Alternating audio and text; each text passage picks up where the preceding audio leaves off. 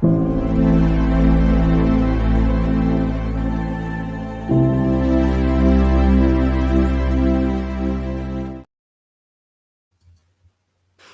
up, everybody, and welcome to episode 19 of the PSN Party Podcast for all your weekly things happening in the PlayStation world. We are part of the XBN Network YouTube channel, where you can join as a member today for only 99p. Not only that, you get with the membership, you get exclusive videos. You can watch Ash eat loads of food. You can vote if you want to see him sat naked while he does it. Possibility. Exclusive videos. Oh yeah, exclusive polls where you can vote, see what content you would like to see us do, ask us questions that we can announce on the show. We have got some other things coming down the line, like the new, soon to come when Ash decides, the Adventures of Jim Ryan short stories. So definitely worth the sign up. I'm going to record that for you. The MG's written this, so I'm going to record it this week. So it'll probably be this Saturday's members clip. It'll not be a long one. It's probably only going to take a couple of minutes, but it'll be funny. That's it. But if it goes it's not well, going to be as long as the Fabio Milk Mafia. No, definitely not. Definitely not. And also, obviously, if you can't catch us live, you can catch us back up on YouTube or podcast services around the world. Give us a like, share it out, give us a review, let us know what you think. So tonight, I am your host, the Marvel snapping, Destiny playing, force wielding BMG. And I am joined by, as always, he is the novel writing, shorts dropping, the American soldier, SSG Sentinel. Good evening, sir. How are you? Good evening. I don't even want to know where the shorts dropping thing came from. Maybe that's like a personal... I missed out the word YouTube. Yeah, it's YouTube shorts, not regular shorts. He's dropping trow. Oh my god, I can already see this is going to be one of those episodes that gets heavily edited. Thank you very much, BMG. Thanks to everyone in the chat. We appreciate you dropping in. Definitely share this. Like it if you are enjoying the podcast. Good. And also joined by our other co-host, he's the ghost-busting, games reviewing, OG Games ambassador. I'm a Ghostbuster Ash. Good evening, sir. How are you? I'll do. Yeah, not doing too bad today. Glad to be here. Good. It's always fun on the PSN show. Oh, yes. You just never know where it's going to go. And our special guest tonight, he is the Twitch streaming Southern Guru, AcEzio. Darren, how are you? Thank you for being on tonight. That's okay. Thank you for the invite. I'm all right. Thank you very much. I don't know where the titch bit come from, though. Titch, it's I'm not going to say. It's just something that I saw something that rhymes with that word. But never mind. We don't need to go into that.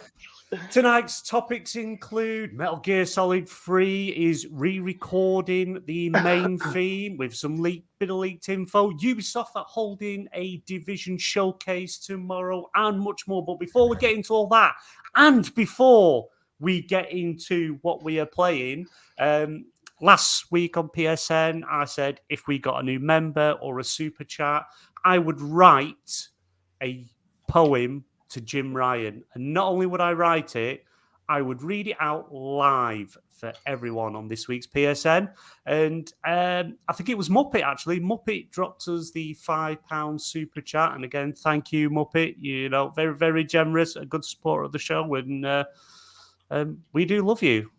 Redders probably loves you a bit more than the rest of us. Well, don't worry, just love that. So I am going to take the one while I read everyone this heartfelt poem. Don't worry if anyone wants to cry. It's fine. Just mute your mics, chat. I understand if you need to take a minute after this. So let me take the one there.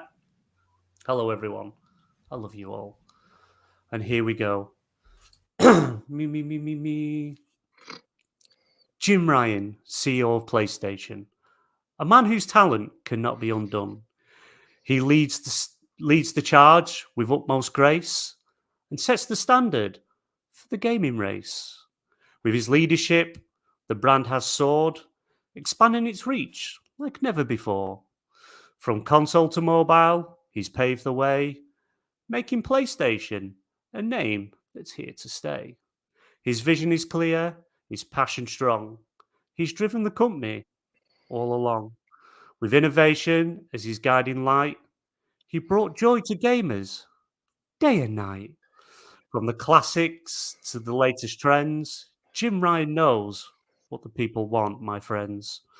He's brought us games that we adore and taken us on adventures galore. So let us raise a toast to this great man whose contributions we cannot overrun.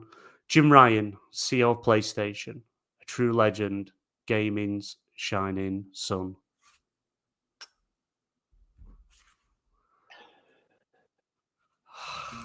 The Ash is there. He's already. Oh, Jesus, I just threw up on the back of my mouth. I can see you take that back.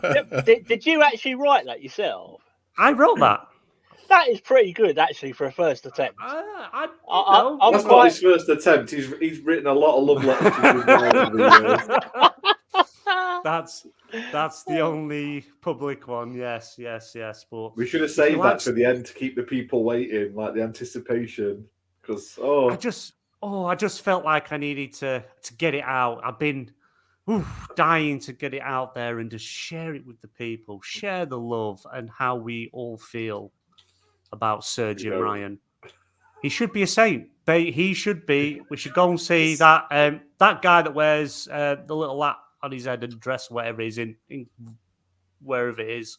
Where does he live? The what's it guy? What's it called? Who's the what's it guy? The guy, the head guy, the head chief of the church guy. The Pope. The Pope. That's it. The Pope. Yeah, we should go. You know, maybe I'll do that. Maybe I will write a letter to the Pope asking for Jim Ryan to be raised to sainthood. I don't know how that goes about. Do you have to take a test or pay a fee? I don't know how it works. Saint Ryan. Love it. Hey. Saint Jimmy. I love it. I love the idea of it. So let's get into what we have been playing this evening. Darren, you are our guest, so we'll let you go first. What have you been playing so far this week, sir? I've gone back to an oldish game called Far Cry 6. I got bored with it after I started playing with it, and I thought, yeah, rinse and repeat. But I've gone back to it the last about couple of months, and oh man, I am so hooked on that. Problem is, though, you don't see a lot of the Giancarlo Esposito, whatever his name is. He's hardly ever in it. He sort of like flicks in and out on cutscenes, so I don't know. He's like the main guy on the box, isn't he? Yeah, but I don't understand why he's not in it more. Maybe it's to do with his filming schedules. He could only do a certain amount while he was making the game, but then he had to shoot off and do another film or series or something. But otherwise, it's a great game. The map's massive. There's so much to do on it. I mean, I'm loving every minute of it. Good. Is Far Cry 6? That's the newest one, isn't it? Is that the newest one out at the moment? Yeah, that's the newest one. Oh, good. Played anything else? What was that? No, that's it. I'm waiting to finish Far Cry 6, then I will attempt Destiny 2. I am going to attempt it. I've got it all installed and everything. But for some reason, Far Cry 6 is just keeping me away from Destiny 2 at the moment. Well, don't worry. Once you get that small game out of the way, you come see me. We'll chat Destiny.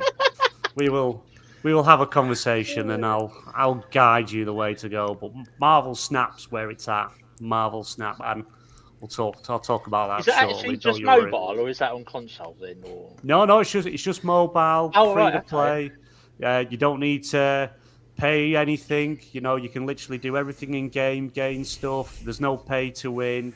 You know, you can do everything, earn everything in game. You're not slowed down by not spending money or getting the season pass. So it's definitely worth a try. Download it, free to play, and you can battle people now. So we, like friends. So I could kick your ass in the game to teach you to play better.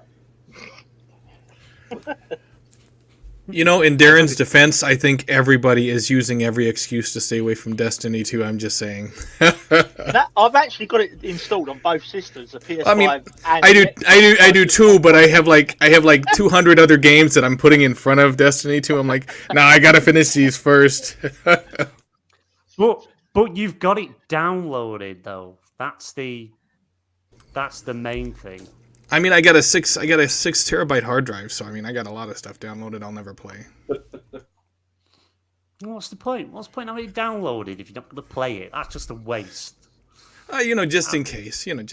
Like the game that has like a 2 out of 10, on IGN, and you're like, just in case I ever get crazy and I want to play. It's kind of like the Destiny thing. No one wants to play Destiny unless they've got something wrong with it. That's what it is. It's only the best live service FPS game on the planet. A quick note on Destiny. That actor that done the voice, Lance Reddick, have they done his voice for the rest of the season, or are they replacing him? Well, we don't know what the plans are, what they're going to do, right. But he has, as far as we know, he's recorded all the seasonal stuff for the rest of this year. I don't know if he has or hasn't filmed done his lines for the last expansion that comes out next year. I don't know, but we don't really know much more on that at the moment. But I know he's done a lot of stuff in games, and we've got a topic tonight on the New Horizon DLC that kind of lets us know he has actually recorded more stuff. Are you tired, Ash? I am when it comes to listening about Destiny bollocks. We're talking about a great actor. No, he's a great actor. And you're there yawning. But Destiny itself, I couldn't care less about. Well, he doesn't care about you either, so... He doesn't, no. But I won't write a poem about it either, so don't worry. My internet's really botting out, so I do apologise again. Because Destiny has been on your network, and now your network's revolting. It's like, no, I want this shit. It loves me. No. Ash, go on, we'll go to you next. What have you been playing this week so far? Do you know what? Hardly out again. I'm like 21 and a bit hours into Final Fantasy 14. I'm just minding my own business, plodding along, MMOing it up, quite enjoying it. Me and Sentinel played some of that kart rider drift to get some of the co-op achievements.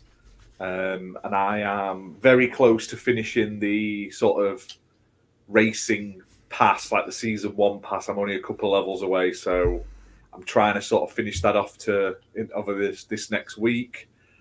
And other than that, I haven't played much else. I'm just trying to have a look what I've got. I've downloaded the new Minecraft game. I haven't played it yet. I've been playing that Tiny Tina's Wonderland. I quite enjoy that. I'm not super far into it, but it's like a D&D version of Borderlands, which is quite fun. So, and it's got like Paul Rudd in it, which makes it even better. So I'm down for that. Played a bit of Coffee Talk, episode 2. I can finally talk about it now because I've been under embargo for bloody weeks. Came out, I think today it comes out, or it may be tomorrow. I know it comes out this week. It's like a visual novel where you sort of man a coffee shop. The first one came to Game Pass. The second one's coming to Game Pass. So recommend that. It's really good improvements over the first. But than that, I've downloaded a lot ready to play. Like, I've got loads of stuff to play. Like, and I'm going to be doing a load of streams soon. But it's more like I've just been playing Final Fantasy 14, getting my Final Fantasy kick after watching that epic Final Fantasy Clive. I mean, Clive! That's it. Yeah, you got to love Final Fantasy 16's State of Play last week. We watched along. You can watch it again on the channel if you really want. I don't see the point now, but it's there if you do want to go back and watch us laughing at the people's names. But yeah, so at the moment, it's killed BMG. That's it. Clive's had him. But yeah, for everyone else, yeah, I've downloaded like that Sherlock Holmes, the new one. Just been sent the Final Fantasy Pixel remasters from Square Enix, so I'm downloading them. Looking forward to playing them next week. And I'll probably play some more Octopath Traveler 2 as well. But yeah, that's about it. Is that Tiny Tina Wonderland very buggy and glitchy? Because someone I know, a friend of mine that was playing that last week, said it's very buggy and glitchy. Not really. I've noticed a lot of popping. Like I'm playing this on Series X, and when you go into new areas, like if you go into a new zone and it's loading up, it loads, but then like all the detail comes in like 5 seconds later. It's quite. But I always found Borderlands to be very similar to that. It's not the best. Yeah. But in terms of bugs, I haven't had any sort of like major issues or anything. I've had a few like NPCs that just sort of like enemies that just sort of stand there and you're like, what the fuck are you doing? I'm right in front of you with a shotgun. But there's nothing terrible about it, but I wouldn't say like game breaking bugs. It's just the standard Gearbox crap you'd normally expect. So I'm not worried too much about it. Good. And I suppose we better ask Sentinel what he's been playing. What have you been playing, mate? Wow, I see. I like how the picture it of is. your bean. I like the picture of the bean and the fork on your picture. The bean and the fork. Yeah. No, that's a T-bone steak with a little T. You know. No, it's a steak with a fork, not a bean with a fork. Looks like a bean, but potato. You would use a spoon with a bean. You wouldn't use a fork. Not here in the UK. We use a fork for everything. Oh, That's why it takes us about an hour to eat a bowl of cereal. Yeah, trying to get that one bit of cereal. You try eating a cornflakes Jesus. per one with a fork. Oh, it's broke. That was 3. Oh, crap. Oh, cereal, soup. Oh, must take forever. Soup you can scoop. You're like, way. Right. I actually turned on my PS5 today and was planning on playing that Tachia game, and there was an update and a systems update and a whole bunch of other stuff. And then I'm like, oh well, let me see what's in PS Plus. And I go in there and I'm downloading all these titles, and I completely forgot to check out Tachia. I'm just going through the list and I'm like, oh, this looks cool, and so I download it, and oh, this looks great. I'll check it out later, and I download it, and like an hour and a half later, I'm like, shit, I never got time. So it is what it is. But there's tons of games I want to check out on there. And I still haven't played Forbidden West. I know I need to. So it's on the list. The new DLC's out, isn't it, today for Forbidden West as well? Yeah, I think that's the VR, right? No. It's the DLC. No, it's a normal DLC. Right. Yeah, I'll probably check that out. Admittedly, I've been playing a lot of different stuff. Just getting like different footage for because we're going to test out having gameplay in our podcasts. So I've been getting footage together from all different types of games. So have you got something we can play now?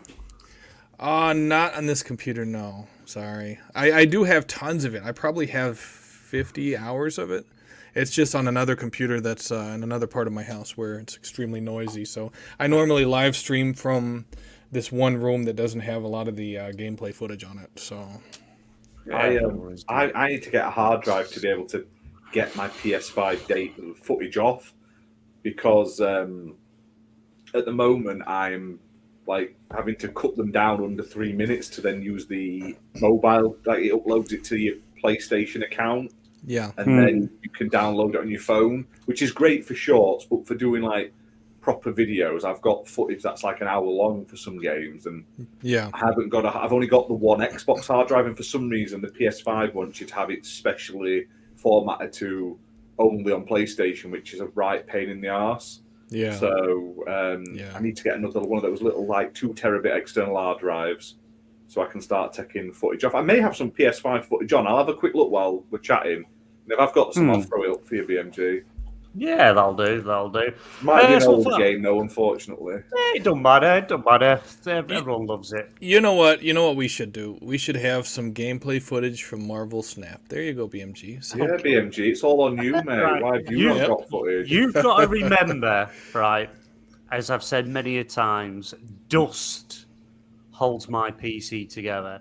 And I mean, it literally holds it together. If I tried doing anything with it, it'd probably never turn on again.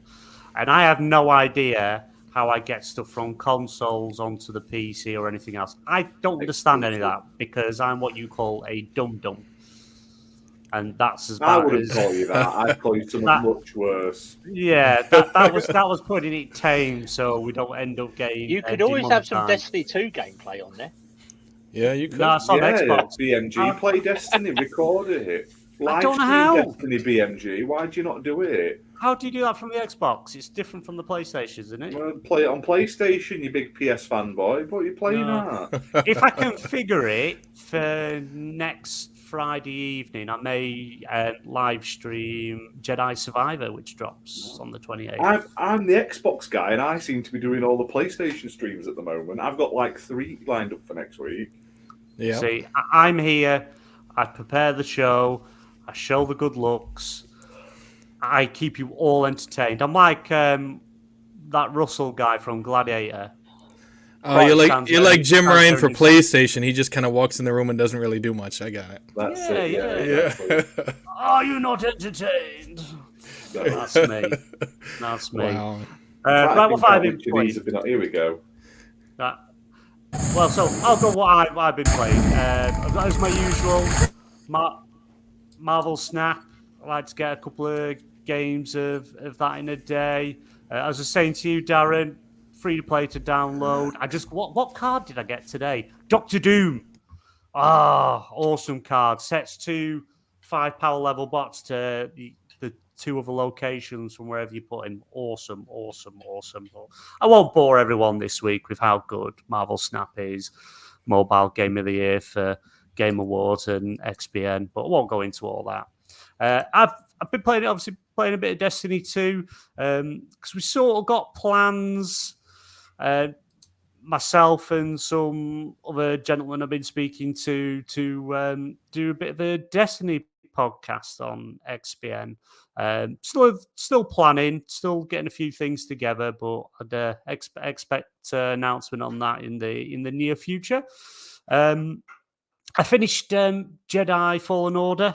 I thought getting ready for the next game, I'd go back, play it, get it finished. Really good game. It still holds up really well. Update was good. Play it in 60 frames. I think it plays at 1440p if you play it in performance mode. So it's really, really good. Didn't really have any issues as I had the first time round. Because the first time round you're playing it in 30 frames. There was a lot of stuttering, graphical issues, falling through the world, things like that. Well, they seem to have fixed all that. But it got me with all the stuff that came out for Jedi Survivor, the trailers, final story trailer. It's got me hyped, really, really hyped to play it. So I thought, right, let's go back, let's play it, let's get through it, finished it. And that ending, I'm not going to spoil it for anyone who hasn't played it, but the ending of the first game is just like, so good. But I've actually pre-ordered Jedi Survivor because it actually comes with, if you pre-order it, you get the Obi-Wan Kenobi his Jedi robes, his lightsaber. So I was like, gotta have that. And I don't really pre-order games anymore because it's generally you just got issues from day one. But that's one I'm going to have to because it's Star Wars. Does it come with like a collector's edition like last time? Because I got the collector's one where it had the making of documentary.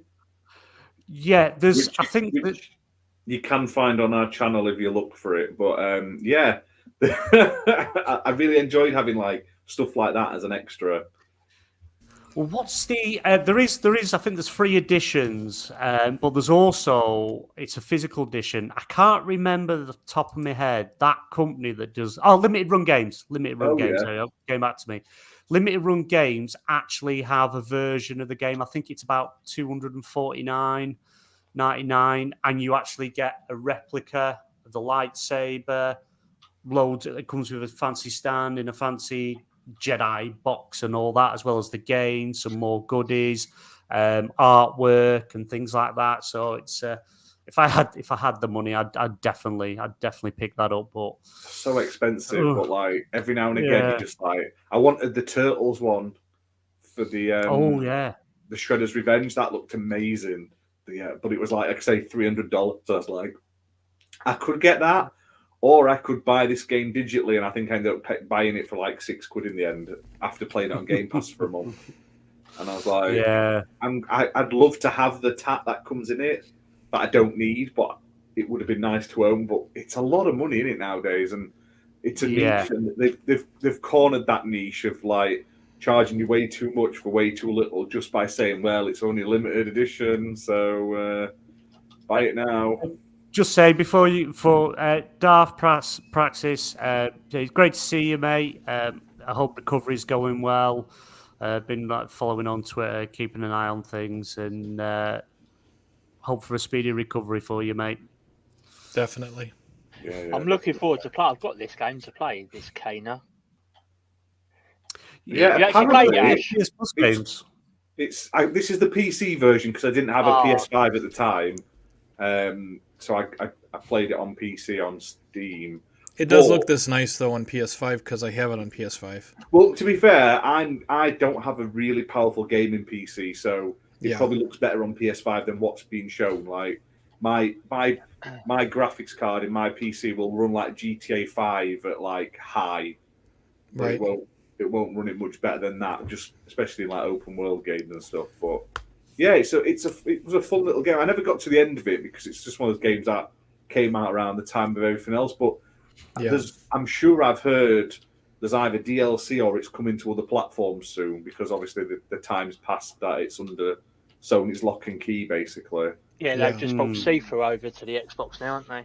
Yeah, it's great when like third-party exclusives come to all the other platforms eventually. I just wish PlayStation would do it for 6 months like Xbox. I get why they don't because it makes your console more valuable, but as a consumer, 6 months I think is more than enough for third-party exclusivity for games. Do you know what I mean? So definitely love the art design of this game. It's beautiful. Yeah, it's really nice. It's for it. Like I believe it might be the first game as well. It's got like a lot of promise. Yeah. So it looks great. It's got like nice sort of. It's got a mix between like combat sections and puzzle sections where you have to sort of like push things around to sort of traverse like like basic puzzles. Yeah, it's not bad at all. It's a fun little game and it looks great. Like I say, even on my not great setup, it looks you can see where the grass isn't perfect on mine, but it still looks great. It was still fun to play. I actually pre-ordered this on PS4 and it looked and ran really well. You know, definitely a lot of fun. And it's fine to have the bigger games, but to have smaller games like this that are still fun. It's a fun adventure game that's family friendly.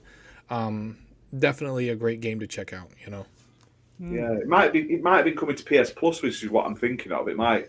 It is. It dropped. It's already on there now. It dropped today. There you go. Today or yesterday. Yeah, it's on PlayStation Plus. I think it's. I can't remember if it's in the extra premium tier or if it's part of this month's PlayStation Plus Essential.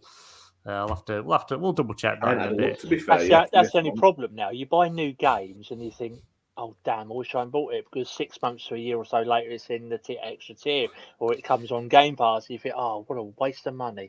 No, see, I don't.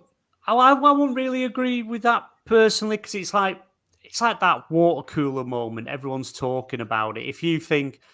It's like, don't get me wrong, it's nice when it comes to these services and stuff like that further down the line, but I never regret buying the game. If I bought it and then the next day it came to it, then I would be royally peeved. If you've got your gameplay out of it, like if you've had your fill of the game for what you paid, then I don't see a problem with it. Like for me now, I'll only buy a game if I know I'm going to play it straight away. Like Hogwarts, I bought that day one and I put a ton of hours into it. Whereas other games, I'll wait because they may come to Game Pass or I'll probably just not play them.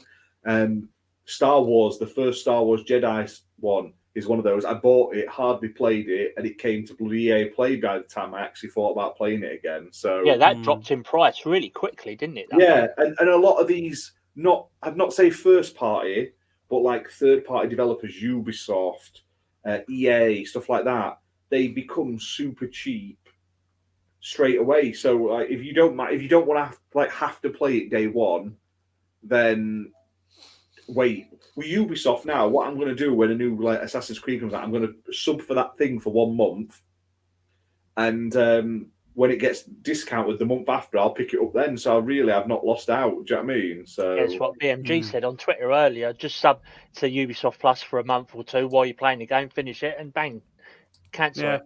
Yeah, I think it was Cerebral Paul on Twitter. Highly recommend following him, and he does the Xbox Ambassador streams on the official page, and also he does like a lot of playing games on his channel and stuff to highlight disabilities because he's got cerebral palsy. Options, etc.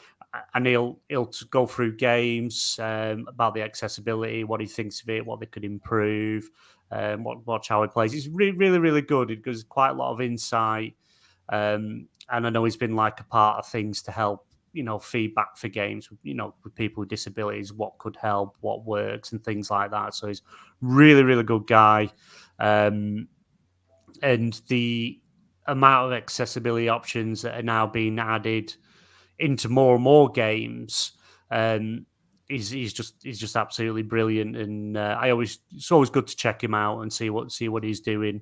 But yeah, he was looking at, I can't remember what game it was. He was looking to play, and it was like the 45. Stick of Truth, wasn't it?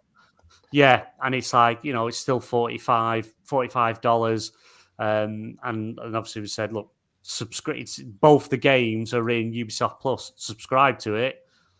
Play them, cancel your subscription as soon as you subscribe. So you're only paying, $14 or $17.99, and just pay for that 1 month, and you can play both the games. So you're not having to fork out for both. But there's always sales, always things popping up, isn't there?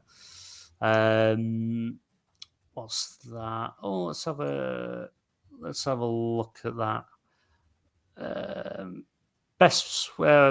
Keen. Bridge of Spirits is coming to PlayStation Plus this month. Does it say which one though? Don't know. Yeah, it's about halfway down. Is there different versions of it then? Oh yeah, it's coming to PlayStation Plus Extra and Premium. Right. Okay. I could just tell you, I've literally got it up in front of me right now. Yeah, Sentinel just dropped me a link. But yeah, so that's in the Plus, the Extra and the Premium tier, which that's where I think you're starting to see the better games come to now, because the Extra tier in the PlayStation service is kind of the best tier to be in. This Premium, I don't think's working how they thought it was, because they just haven't got that consistency with the older games to play. And I understand there's probably licensing issues and trying to get hold of who owns what IP now, because there's a lot of games back on the PS1, PS2 that developers don't even exist anymore. So it's trying to find who owned the rights and the licenses to the game and the different assets and things. So I understand, but it's just not really good value for money, I would say, personally. Right, what else have I've been playing? Hogwarts Legacy. My son bought it for me, so I've been jumping into that. I don't really understand half of anything that's going on. Why? I understand that they wave the wand and it does spells, but I don't understand why. You gotta watch the movie first. You gotta watch the movies. There's like 20 of them. Oh, gee, you got no chance. HBO is doing a reboot series of it now, aren't they? Yeah, you can watch 7 series of it over 10 years. Oh, and you need to read all the books. There's like 50 of them. I'm still trying to get ready to watch the Lord of the Rings stuff. I've still not got around to that yet. See, you got to cut down on Lord of the Rings. You haven't lived, mate. Ash, it's because he's playing Marvel Snap 20 hours out of the day. You got to cut down on that shit. Yeah, you do. Jesus Christ. I can't. It's just so good. You don't know what you're missing. I'm not. I can squeeze it in. All I do is I just don't work, and I play Marvel Snap. That's it. Yeah. Or you play it while working, which is a bit deadly in your case. But you're very, very, very. But I'm getting used to multitasking, so I can have my phone sat there, and so yeah, turn up to jobs late while I'm busy. Just doing this game, just one more match, and then I'll go. No. You can't get out of the fucking taxi till you play me at a snap. One game. That's it. Go on, play me. Dare you to play me. If you win, you get your ride for free. But it's like you've got to do some of the stupid mundane tasks, or go and do these assignments, and I'll teach you how to do wizardy woo, things like that. And then it's Wizardy like, woo. well, I can't remember Wizardy name of woo. one of the spells, Wizardy wizardy woo. and they say to do it, this has got to move your wand in this particular way, and then you do the little thing, and that moving your wand in that particular way does that spell. That's fine, I understand it. But why does he have to shout out the name of the spell while doing the wizardy woo thing every single time? It gets so annoying Because he's a when student. he's going lift up, whatever you call it. I don't know the actual name of the lifting up one. I can't remember because the students, when they get older, you can do it through just thinking it. But when they're young, they have to shout it out so one has a bit of a clue. You'd know this if you'd watched the films or read the books, mate. Just saying. I took, because my daughter's really big into Harry Potter, so I took her to watch out of there's 3 new ones that came out, like prequels, isn't there? Yeah, the Fantastic Beasts ones, yeah. Yeah, so I went to see them, and the last one, I don't think I was very popular in the cinema because it was Dumbledore's Secret, was it called? What was it? Dumbledore, Wizardy Woo. What's his name? Dumbledore. Dumbledore. The same thing. Dumbledore. It's the same bloody thing. Mate, Dumbledore must have a hard life because there's not many years. There's only 30 years between the prequel film and then the original films. And he goes from being Jude Law to an old man with a massive beard in that space. So he has an hard life. He had a bad paper round. He has something wrong. But what's the name of the 3rd film? Secrets of Dumbledore or something like that. Yeah, right. Okay, that's the name of the film. So the film's going on, and we're watching it, and when we get to the end, I still don't really know what's gone on. And then get to the end of the film, and then he sort of comes out that he's gay. No problem with that. And I'm like, so that's the secret. That's what the whole film is about, him coming out. And I'm in cinema, and Dort's going, shut up. No, it's not. It's this and this and this. And when it's not. He says he's just told us his secret that he's been having all these years, that he's come out the closet.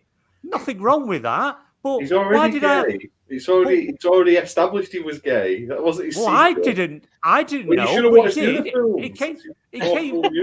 It came out. The secret came out at the end of the film. So that whether we sort of knew or not, I didn't have a clue. The secret was that. I've had spoilers if you haven't watched it. The secret is that Ezra Miller is a dickhead, but we all knew that. But he is Dumbledore's brother's son. That's the secret. Oh, I didn't get that. Well, I thought it was him coming out the closet. I thought that was the secrets coming out of the closet, and I was sort of started trotting away, saying, I've sat here for 2 odd hours for him just to come out the closet. Not happy. The secret is that they replaced Johnny Depp and no one noticed. Even though he's a totally different... He doesn't even act he doesn't look the same, he doesn't act the same, yet no one mentions that he suddenly acts and looks completely different. Oh, was he Johnny Depp in the film? Well, he was in the first 2, and then he got swapped for Mads Mikkelsen for the same role. Got kicked out, didn't he? Yeah, because of his drama. Oh, right. But no one mentions that. Not the fact that Mads Mikkelsen looks nothing like Johnny Depp, acts nothing like Johnny Depp, sounds nothing like. Literally all of the character-isms from the first 2 films that Johnny Depp had put into it. They just ignored that and just did what he wanted, and no one were bothered. Oh, Jesus. That's just crazy. But you'd know that if you'd actually watched out. Shame on you. Well, I watched the prequels, so then I've just got the original films to watch. Well, I'll watch them one day. But now you're going to get 10 seasons of it on HBO. Oh, we haven't got HBO though, have we? Have we? Do we? No, we don't. We don't have Sky, HBO. It'll be on whatever last. It'll be through Sky. That will. 10 years of Harry Potter. He's a bit old now, though, to be doing that. Daniel Radcliffe, isn't he? No, he's not doing it. He's not doing it. It's like a reboot. Yeah, they're rebooting it. We're at that age now where they're rebooting 10-year-old fucking IPs. Yeah, they're rebooting it. He has the pistols on the hands this time around. Oh, that's a good film, that is. I like that one. Yep. I was going to say Daniel Radcliffe went from being Harry Potter to being dressed half naked with horns on a stage or whatever. No, it was Broadway he, show he it was was on. full. He were bollocks out. Daniel Radcliffe on that stage show. That was the whole. He was. Yeah. Selling point of the show, I think, was just that. No one watched the play. I don't think they just wanted to see if Harry Potter got his knob out, which he They apparently just did. wanted to see Harry Potter's dong. That's it. Yeah. How big's the dong? Not as big as the wand, I guess.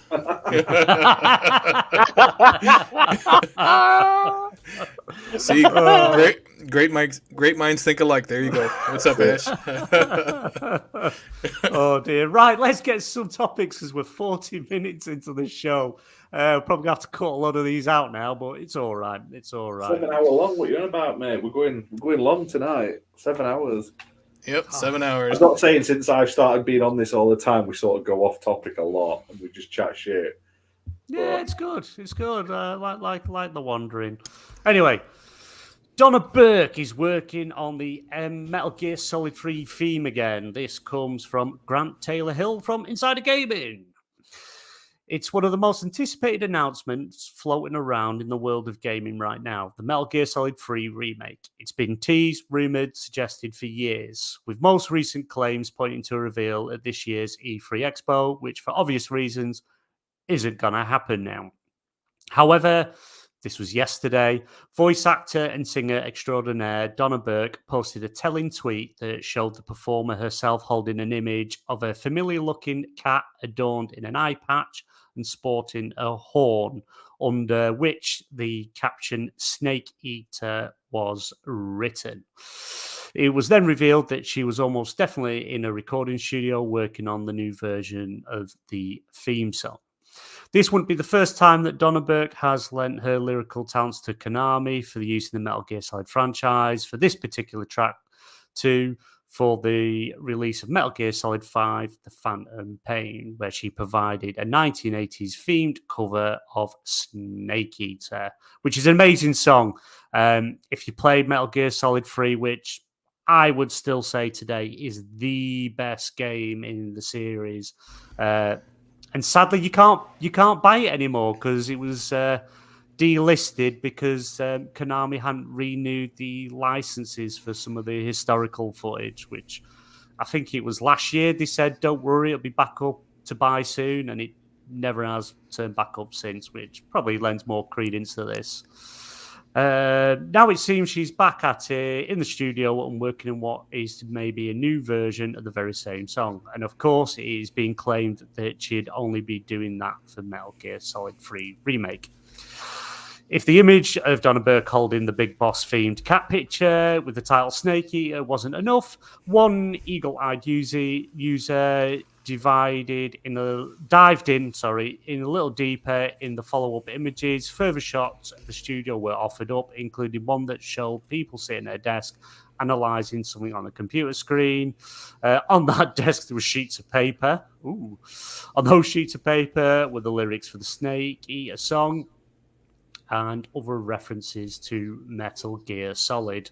As we know, Konami announced, was it last month before, that they would be actually at E3 because they've said they've got lots to show off, lots of games, stuff that's coming and things like that. But now E3 doesn't exist anymore. It's dead.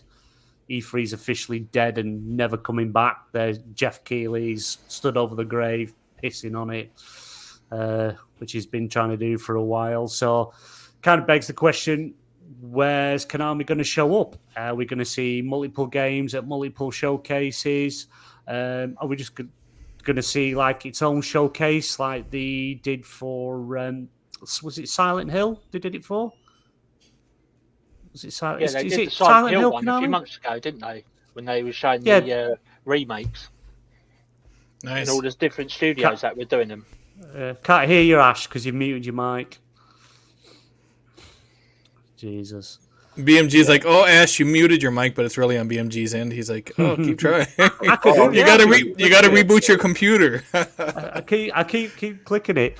So kind of sort of the question is, are we going to see the announcement of Metal Gear Solid 3 remake this year, and where do you think we're going to see it? Sentinel, what do you think? Are we getting it? Yeah, I think we're getting it. I think we're definitely getting it. Yeah. Are you a fan of the Metal Gear Solid franchise? Is it something? Have you played them? Yeah, I liked part 3. I actually purchased Snake Eater, the song, because the lyrics, the music is just so James Bondish. It was so kick ass when it came out. I was like, wow, this is crazy. That was actually the first Metal Gear Solid game that I really liked. I've played all of them, I think, except for Peace Walker.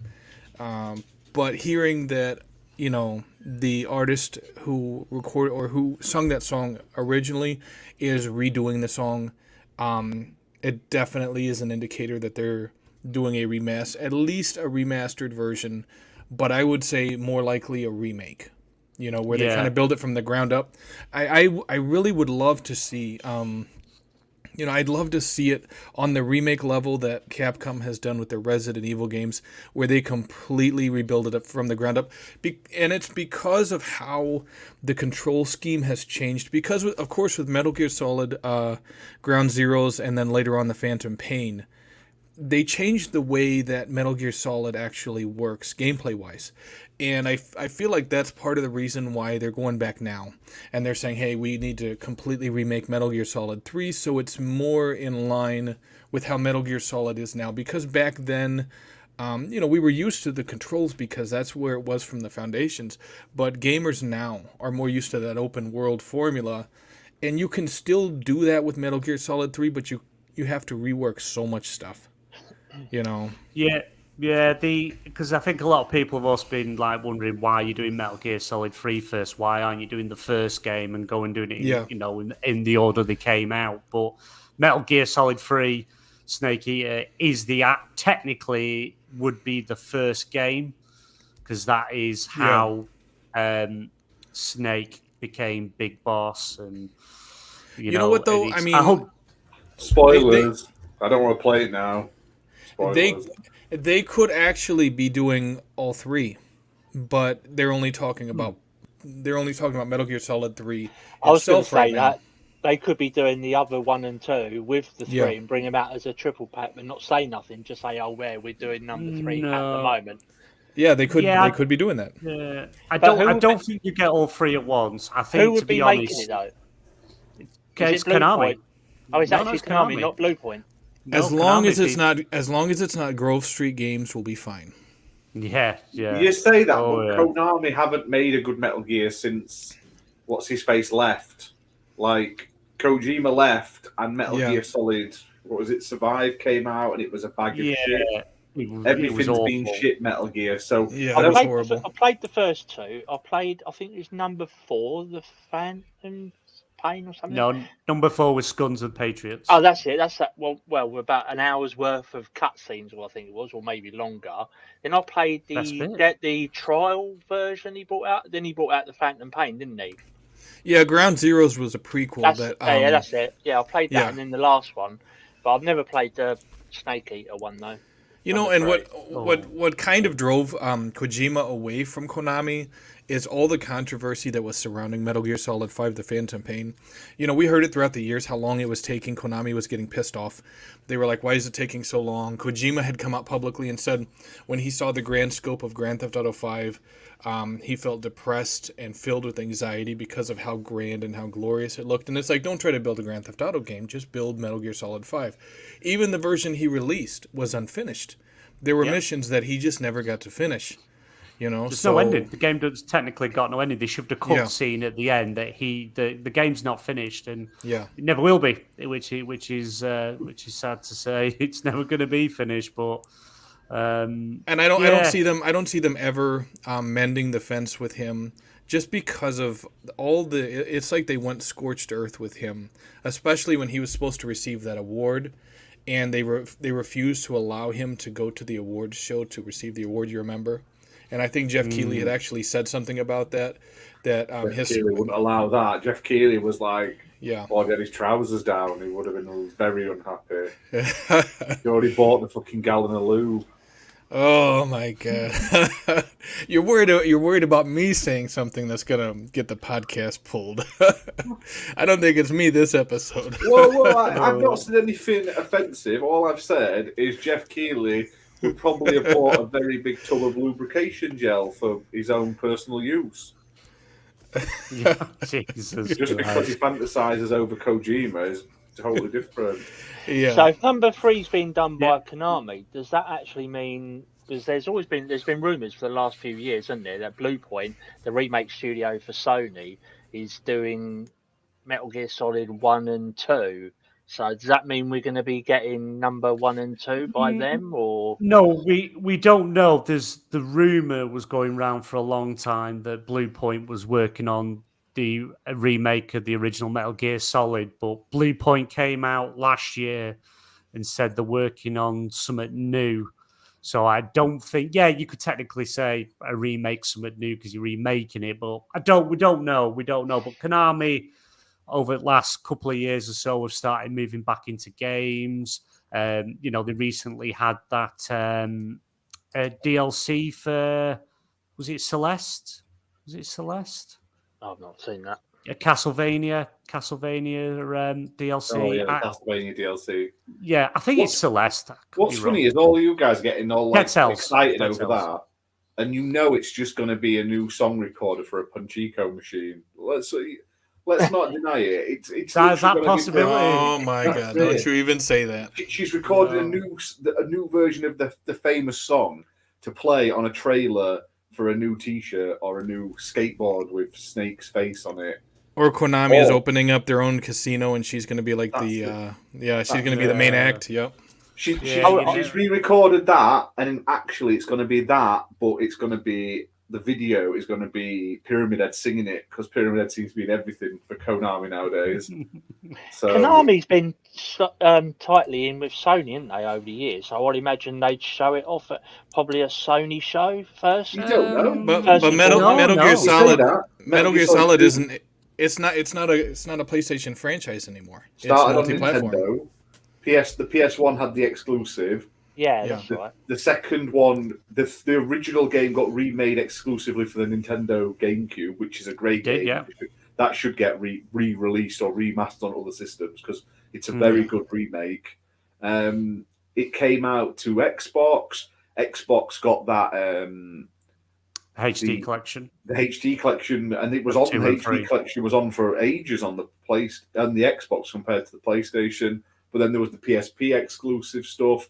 It's Konami are like Square, pretty much. They'll bend over. Whoever pays most. So it wouldn't surprise me if it's on PlayStation, because I think PlayStation would be the kind of people to pay that big chunk of money to get it. They've done it with Silent Hill now, so wouldn't surprise me if they get it with PlayStation. Get it. I really hope it's not exclusive. I really hope it's on all systems.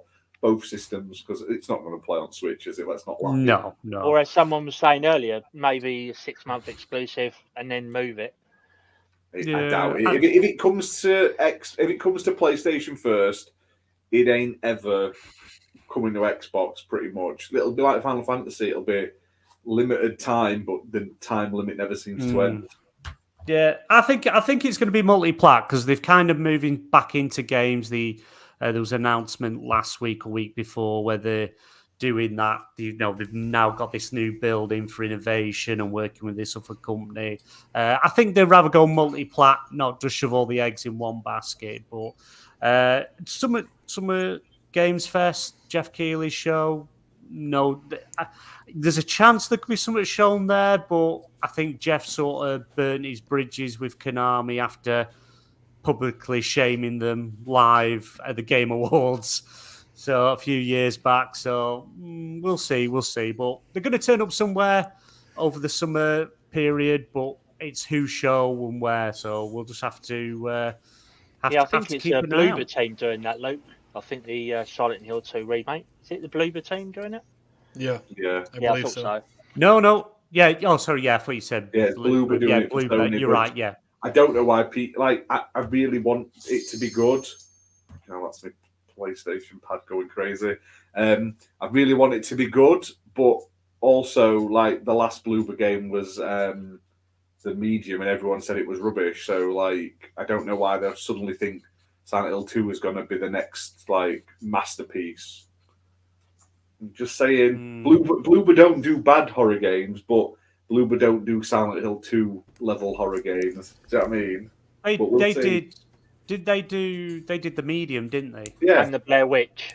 And the Blair Witch. 1 and 2. Like, they're okay games. They're not bad. I played them, and I wouldn't. They weren't terrible, but there's a lot of. They're not like top tier quality. It's like when they announced that. When Sony announced the Star Wars Knights of the Old Republic remake, and then it's by the team that keep bringing out like those shit remasters. And when I say shit, I mean the only thing they've done is upscaled them and put trophies on them. Like they did Republic Commando, they did Stubbs the Zombie, and they did Pod Racer. That's what they do, and everyone was like, "Oh my god, it's going to be amazing!" And then they took it off them because they were doing a shit job of it. So yeah. Well, we'll see. We'll just have to see what happens when it's announced, where it's announced, and. Well, my thing is this, right? Any of the other games that they've worked on, like the Medium and the Blair Witch, were those console exclusives? I mean, they were timed exclusives, right? They they were timed. I don't think they were console exclusives, though, were they? Well, but see, my whole thing is... Medium was a 6-month Xbox exclusive or a year Xbox exclusive. But Silent Hill is not going to be a timed exclusive. It's going to be a complete console exclusive, right? Yeah, Silent Hill 2 is complete. So it's like you could say that they do okay games, but PlayStation's going to have them under much tighter control, so there's going to be a lot more eyes on that. So they might actually do better because of that. Because they're just not left to their own devices. You would hope. I do hope that it's good, Silent Hill 2, because like Silent Hill 2 is a great game. I still think number one. I still prefer number one because it was the first one I ever played. But 2 is a number great one game. scared the shit out of me. That one. Number one is really creepy, like because of like the blockiness and the like old schoolness of the graphics and stuff. It just works really well. I think it makes it more creepy, especially some of the enemies, like the little zombie children in the school and stuff like that. I remember trying it. I thought, right, I'm big enough, I'm brave enough. I'll do it with all the lights out. Never again. Not that one anyway. Sorry to say, Dazzy baby, Sony won't give you a PlayStation 5 because you've taken away the Dazcast. Friendly Pest has spoke to Jim Ryan. You barred, I'm afraid. We nearly didn't do this show tonight. I was going to suspend all shows and everything just to get Daz to bring back the Dazcast, but he won't have it. You know, Pest wants to be on there, do something with him, and he's like, "Nah, go away." He's Pest. purpose in his life. Yeah, took that away from him. Dazzy, you give Pest purpose. How's he meant? You know, what's that Michael Bolton song? How am I supposed to live without you? Without you, yeah. You know? I'm not going to sing it. Because I think I've done enough of that stuff enough tonight. Damage today. That's it. Right, let's move on. Ubisoft will show off the future of the Division franchise tomorrow. This is by Tom Ivan over on VGC. Yeah, they're Ubisoft will outside and show just a picture. So you get in. Ubisoft will show off what's in store for its The Division series during the franchise showcase this week. April 20th, we're about to take you on a journey through the past, present, and future of the Division franchise, the publisher tweeted on Tuesday. In addition to revealing the Division 2's Year 5 roadmap and the game's new Descent mode, the presentation will include a Division Resurgence project update and a gameplay preview of the Division Heartland. Viewable on Ubisoft's Twitch and YouTube channels. Thursday's presentation will begin at 11 a.m. Pacific time, 2 p.m. Eastern time, 7 p.m. It says GMT, but I'm assuming that's just an error. It's meant to be BST. And 8 p.m. Central time. It's been a bit of a weird one with the Division. Division 2 was sort of announced for... It was coming to an end of development. They were finishing it. They were done with it. They were moving on. And then all of a sudden, they did a last patch, so you could play it in 4K, 60 frames. Updated it, and then it just pulled so many people back in, and then it was like we're gonna have to make more content because people's like, we want more. And to be fair to them, they keep updating it, they keep servers up and running, any issues to sort in, and then they announced that we're going to do another year of content, which is for Ubisoft.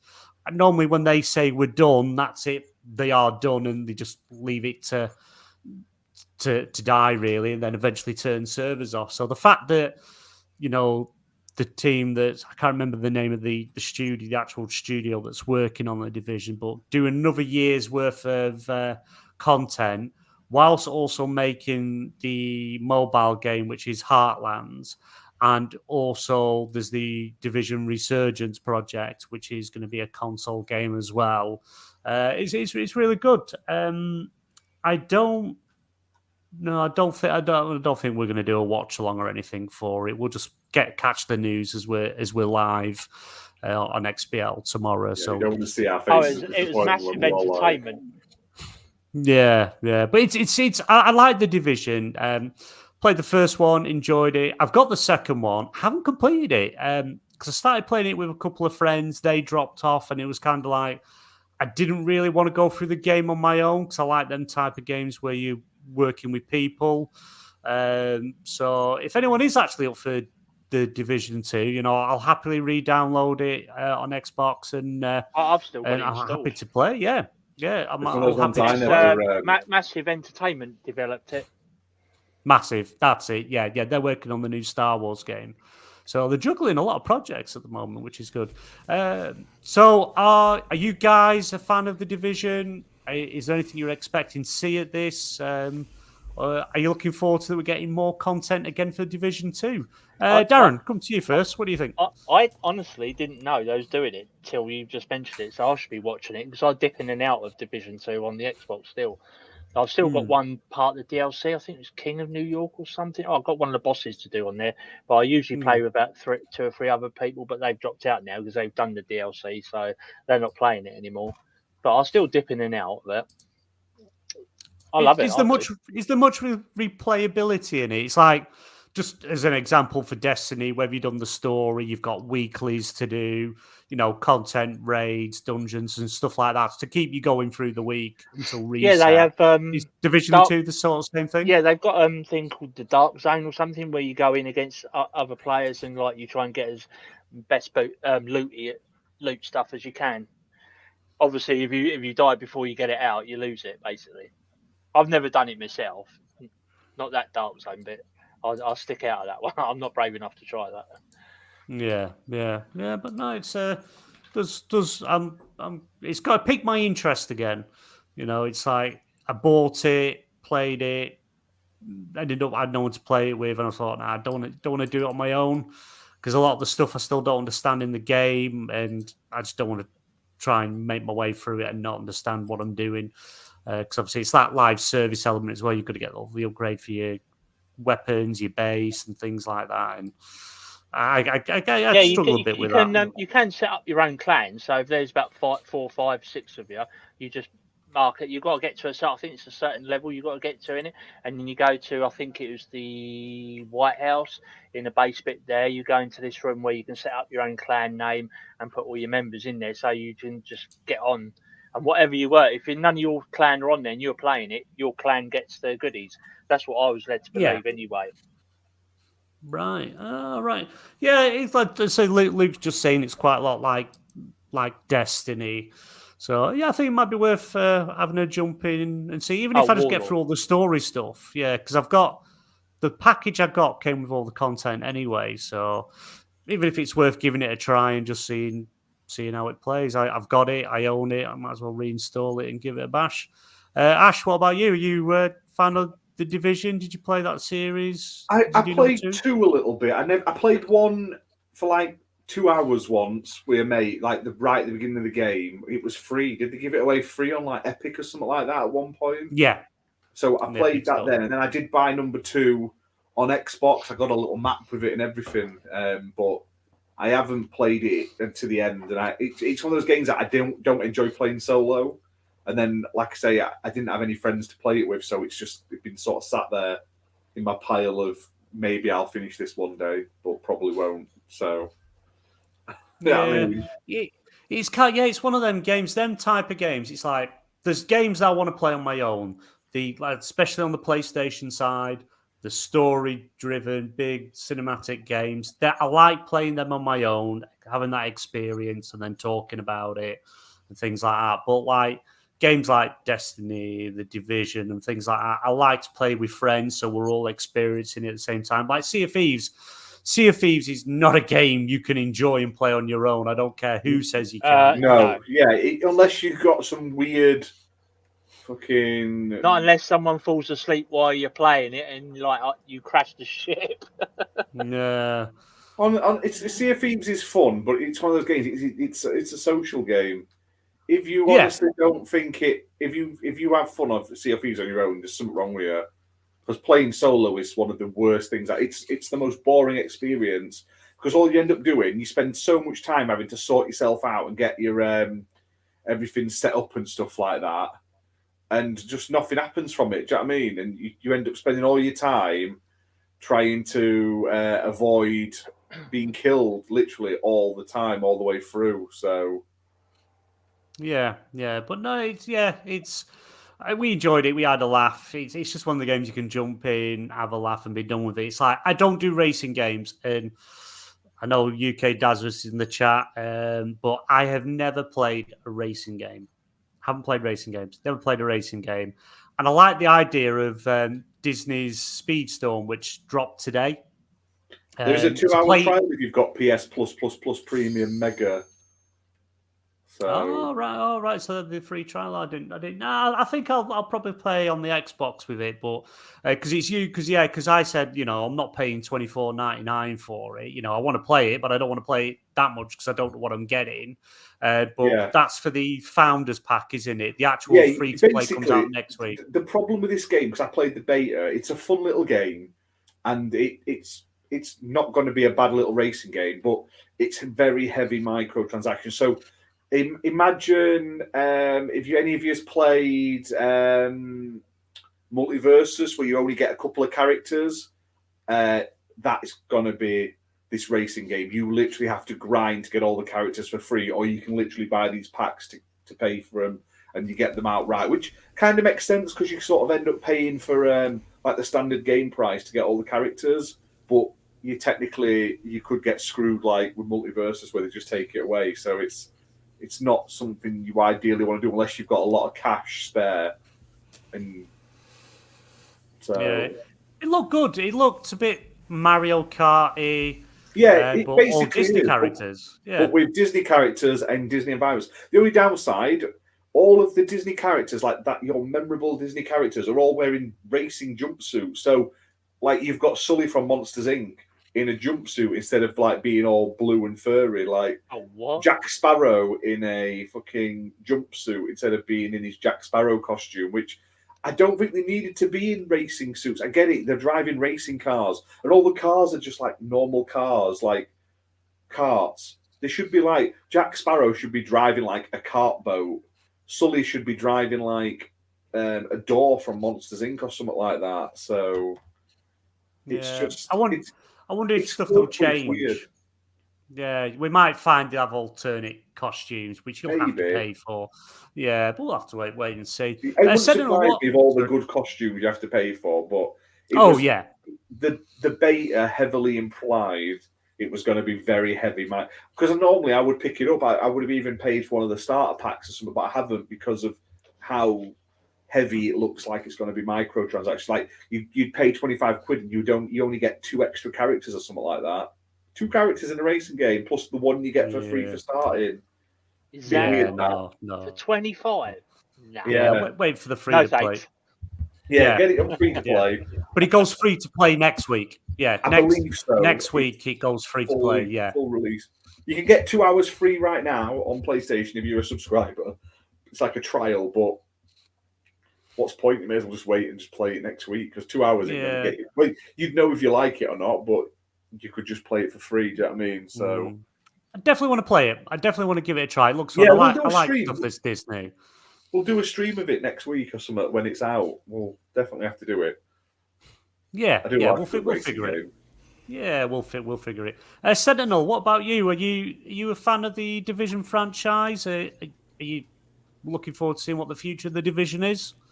Yeah, I love the Division franchise. And my biggest complaint is that it's forced. You have to check in with their servers. It's forced multiplayer essentially. And when I say that, I mean that you're never in a Division game without having other people running around. Yes, when you're out there outside of the safe houses, you're on your own unless you have people with you. But sometimes you want to play a game like the Division where you don't have 50 people in a safe house. I mean, you're in there essentially by yourself unless you invite other people in. Sometimes you just want to be by yourself in a world that big. And it feels like Ubisoft is kind of, they're shoehorning in all this multiplayer and all this stuff that they want to force players to have to deal with. As inability to play the game unless you check in with their servers. And I know everyone says that's the way gaming goes, but look at all these other games that don't do that, And it's just, I love the Division franchise. That's my biggest complaint against it. But I love these different settings, and there's so many different cities. It doesn't even have to be cities in the United States. Hell, it could be cities abroad, because it's like, yeah, okay, what's to say that this Division organization isn't an international organization? Imagine having the game set in France, or having it set in Italy, or just one of these other places. London. Yeah, or London. There you go. London's a great setting as well for a game like this, because there's so much that you could build. Because the way, you look at how they build Grand Theft Auto games, the Hauser brothers had said they start with the location first, and then they flesh out the characters, the plot, all that stuff.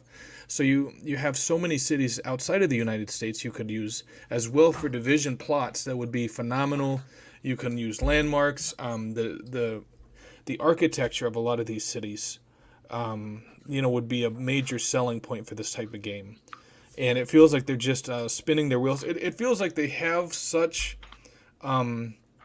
wasted potential with this franchise that they're just trying all this stuff that doesn't work. And it's like, how about stop what you're doing with all this microtransaction stuff, with these canceled projects, and give us Division 3 in another setting that's memorable, like New York and Washington, D.C. was. And again, it doesn't even have to be in the United States. Like Darren said, it could be London. It could be abroad. Who knows where it could be, but that's up to them to figure it out. Division 3, set in London, say, but on missions you have to fly to other countries. That's good. Because if bring a bit more variety into the game, so you're not. Yeah. All right, I know New York and etc. People say, "Oh, it's the same. Yeah, you're going around here doing this, that, and the other." But if you got to do a certain amount of missions in London, and maybe the storyline says, "Oh, hold on a minute, there's say like a terrorist or a bomber. Oh, he's got his network over in Vienna, Austria, or Germany or Belgium. Oh, right." We've got to send the team over there. So you send the Division team over there, or you work with a Division branch in that country that's been set up. So it switches from different countries to make it more variety. Very nice. See, there's so much potential to this franchise. You could implement things like that. Pretty much like how in real life, when you have these different either paramilitary units or you have special forces guys, like our special forces guys will go to they'll go to Germany and they'll be working with GSG9, or in the UK They're working with the SAS commandos. But instead you swap out the division agents for these real world agencies, and you could go in so many different directions, and these games would be phenomenal. But they have to invest in this franchise, more than just the free to play massive multiplayer online stuff. You got to have storylines with this. Yeah. Just like say maybe the Resurgence project, whatever this new division's going to be, not Heartlands, the other one, the console one. It's maybe this is it. Maybe it's going to be more of a worldwide thing. You're traveling the globe, doing helping restore places and bringing places under control, working with others. It'd be good. Good. What's that? UK Dazzlers. BMJ must have a hamster on a wheel tonight, keeping his dial-up going. No, that's pretty much about right. Before we get into the next topic, I just want to give everyone a shout out in chat because I always forget to do it. So, and I always get collared for it. So, thank you, Muppet, for being here this evening. UK Dazzarus, Shadow Mole, Luke Steele, Darth Praxis, he was in earlier. It's Timmy, Fimber. Great to see you guys. Great to see you here. We appreciate it. We appreciate the support. It's great that you guys, turn up every week. There's always, good conversation going in chat, questions being asked, and I always recommend sticking around towards the end of the show when we play video games 20 questions, because it's always fun for you guys to help the panel figure out the game, take part. It's always good. It's always good fun. And if you would like to vote on things you'd like to see on the podcast, or things you want to see be done, or questions you want to ask, you can always join the XBN Network YouTube channel membership, which gives you exclusive access to content, exclusive videos, these new books that are coming in the future. Watch Ash eat food off his bare chest, things like that. That's it. It's cheaper than signing up to his OnlyFans, 99 pence. But just click that join button. If not, no worries. It's great. Share the show, drop us a like, run down the street, go and scream it through people's letterboxes and tell them when we're live, tell them to join. Yeah, you may scare someone to death. Someone may chase you off their property, but it's always worth it. Right, let's move on to the next topic. Horizon Forbidden West DLC appears to suggest Lance Riddick's character will lead the next game. This comes from Jordan Midler over at VGC.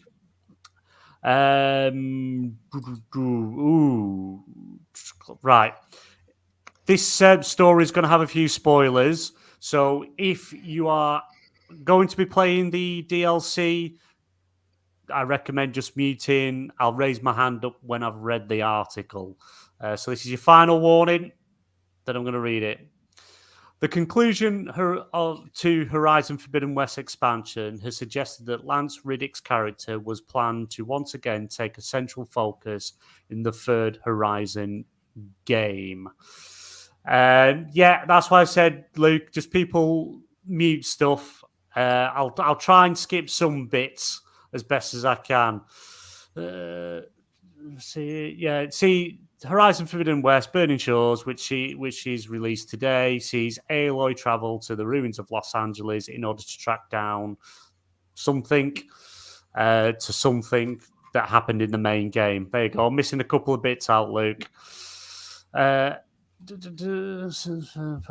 So basically, it's setting up. I can't read anymore. It's too spoilery.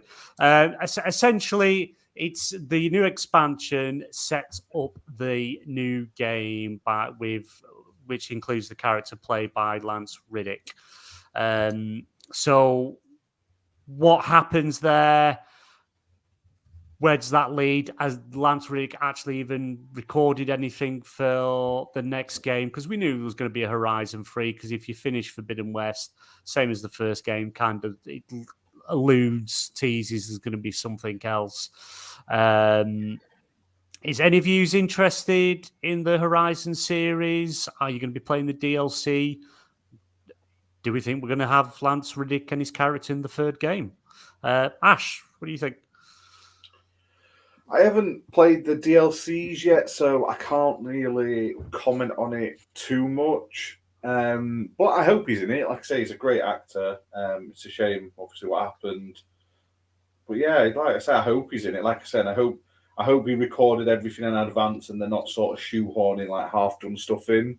I'd rather, if that was the case, they just throw it out and cast someone else. I hate when they it's only like half done and they sort of pad it out with other crap so the story doesn't make a huge amount of sense. But like I say, I really hope he is in it, and I always want more games in the series. So I played the first one, really enjoyed it. Haven't got round to the second one yet. I own it, but I haven't played it yet. But I really want to get my hands on it. It's just time and trying to fit it in with everything else. So. Yeah, no, that's fair. Darren, thank you for becoming our newest member of XBN Network membership. I'm sure Ash will no doubt can point you to all the things that, all the content we've got there, the past content, the new videos that are released each week. I shall put the members playlist link in the description. Obviously, if you're not a member, you won't be able to see it or access the videos, but it will be there for people who are a member. But yeah, big thank you to everyone who it does become a member. Like I say, it's only a little amount, but it does mean a lot to us. It gives us it gives us that sort of support and everything. Do you know what I mean? So it does mean so much to us. I keep doing videos between like every Saturday. We put a new video up. So some of them are me reviewing crap tie-in games. Like I say, some of them are me trying weird food. Some of them are us doing these stupid like videos, like reading out stories and stuff like that. It gives us a bit more freedom to just have a laugh, basically. But they come every Saturday, and yeah, it's like less than the cost of a chocolate bar nowadays. But I believe we're closing in now on getting another emote, which will make what's his face Thimba happy, because you get access to all of our emotes and stuff. So if you refresh your page once you become a member, refresh the page, you will have access to the emotes there. So that's pretty cool. Yeah, no, we really appreciate it. Sentinel, what are you're playing? Did you say you started it, or have you not quite started Forbidden West yet? It's downloaded, but unlike Destiny 2, I do actually plan on playing it. So. Yeah. Oh dear. Jeez, bloody hell. No, I did finish the first one. I actually thought it was pretty good. It's like the first one felt a lot like Far Cry in a lot of different ways. And I did think it was good. I don't think the franchise is top tier PlayStation. I just don't. I think it's kind of like, if you think about S tier, it's not up there. It's a high B, a low A tier is what it is. And it's a great franchise, very solid. I do plan on playing the second one. It's just, in my opinion, it's just not on the same level as something like God of War or Ghost of Tsushima. It's just not. I agree with that. It's a good thing. It's like they use it to show off the graphical capabilities with all of the the sort of foliage and stuff like that, but the substance isn't as deep as some of the other games. Yeah, exactly. Yeah.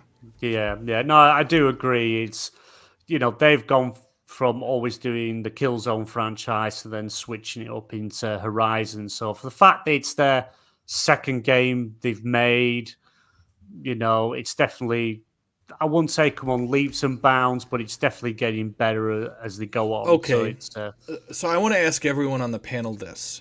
Now, Guerrilla Games makes Horizon, right? If and I want to hear everyone's thoughts on this. If you could choose between a AAA reboot complete reboot of Killzone, where it would stand toe-to-toe with any other first-person shooter out there, or the continuation of the Horizon franchise, which would you choose? Killzone. Ooh, so I'd have to agree. Actually, I think I would go Killzone. If Killzone was amazing. it was good series. It was a good series. The last one, the one that released as a launch game on the PlayStation 4, wasn't the best one, but it was good. It was good. I still enjoyed it. I like Horizon. I don't know. I do like Killzone. But if you do say Killzone, somewhere an executive who worked on Destiny or who oversaw Destiny 2 is going to go by the water cooler and cry. Because they're going to need to do Killzone, though. Microsoft, the big bad Microsoft, are taking away their only shooting franchise, Call of Duty. Allegedly, right? No. PlayStation had SOCOM, didn't they? A lot of fans are going on about that. They had SOCOM, and they had Resistance, and they had Killzone. Because a lot of PlayStation fans are saying, "Well, hold on a minute. We haven't got just to rely on COD. There was a game, Jim Ryan, called SOCOM. Reboot it, remake it, bring it back." I never got to play that back in the day, so I've got no idea what that was like. But apparently, according to the fans, that was one big, massive game. No, it was. I tell you something that was annoying about SOCOM, because when they first introduced, get the headset, tell your men what to do, give them orders. It did not work.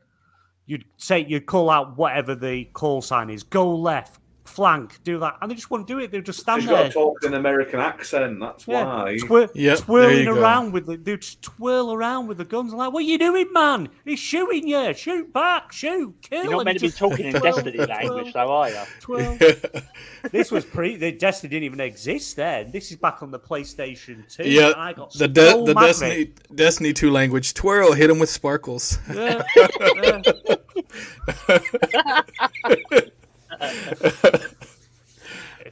He's just chucking everything he can because he knows eventually he's going to play it, and when he plays it and he realizes how good it is, and he's going to have to take himself outside, get his whip, and give himself 40 lashes across his back for being so insulting to Destiny, and then he'll have to come live on air to issue an apology. Yep. So the more shade he can chuck at it to keep him away from it, the better it is for him. But no, I'd definitely take a Killzone 1 remake. 2 wasn't as good as 1. 2 was the better one. No, Killzone 2 was the better one. Well, what about Killzone 3? I didn't like 3. Wasn't keen on 3. Didn't they do one on the PSP or PS Vita? Was it handheld one? Yeah, it wasn't a numbered. It wasn't a numbered entry. It was something else. I don't remember what it was called. Yeah, it was like that Uncharted game, Golden Abyss. It was just kind of a small spin-off title, I think. Yeah, I'm pretty sure it was. I'm pretty sure. It was Killzone Liberation is what it was called. Ah, that's what it was, yeah. Yeah. What about you, Ash? Do you even care? No. No. There we go. That's it. Let's move on. Right. You started boring about SOCOM and I just started drifting. So right. Well, what's that? Right. So we're getting a bit short on time now, so we'll get through these next couple of topics a bit quicker. Then we'll get to 20 questions and let everyone go back to their everyday lives.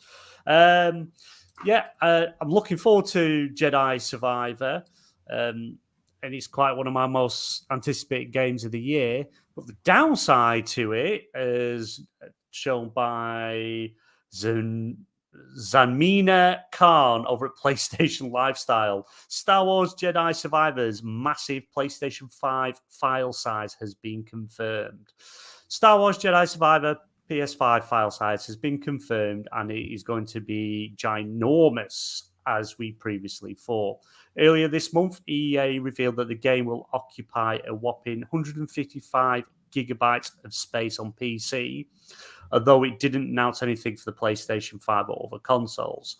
Jedi Survivor's PSN entry has revealed an eye-watering 147.577 gigabyte download. Not much of a difference than the PC, despite all that compression tech that Sony boasted about when they were announcing the tech details of the PlayStation 5.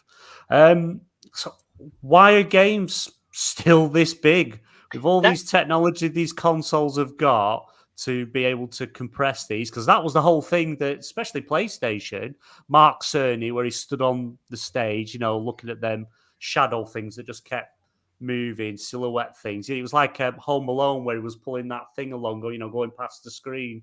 The fake people telling them how amazing this technology in the PlayStation 5 is, and it can compress these big games smaller so you can fit all the, loads more games on, so you don't have to worry about getting a, SSD expansion.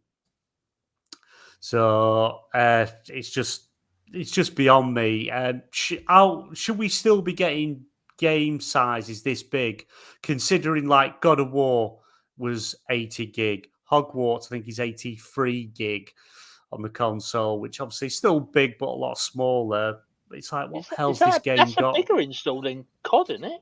145, or was COD bigger? You put I think in COD, because I know I've got COD Black War one, and that's 143. So that Jedi outdoes that one.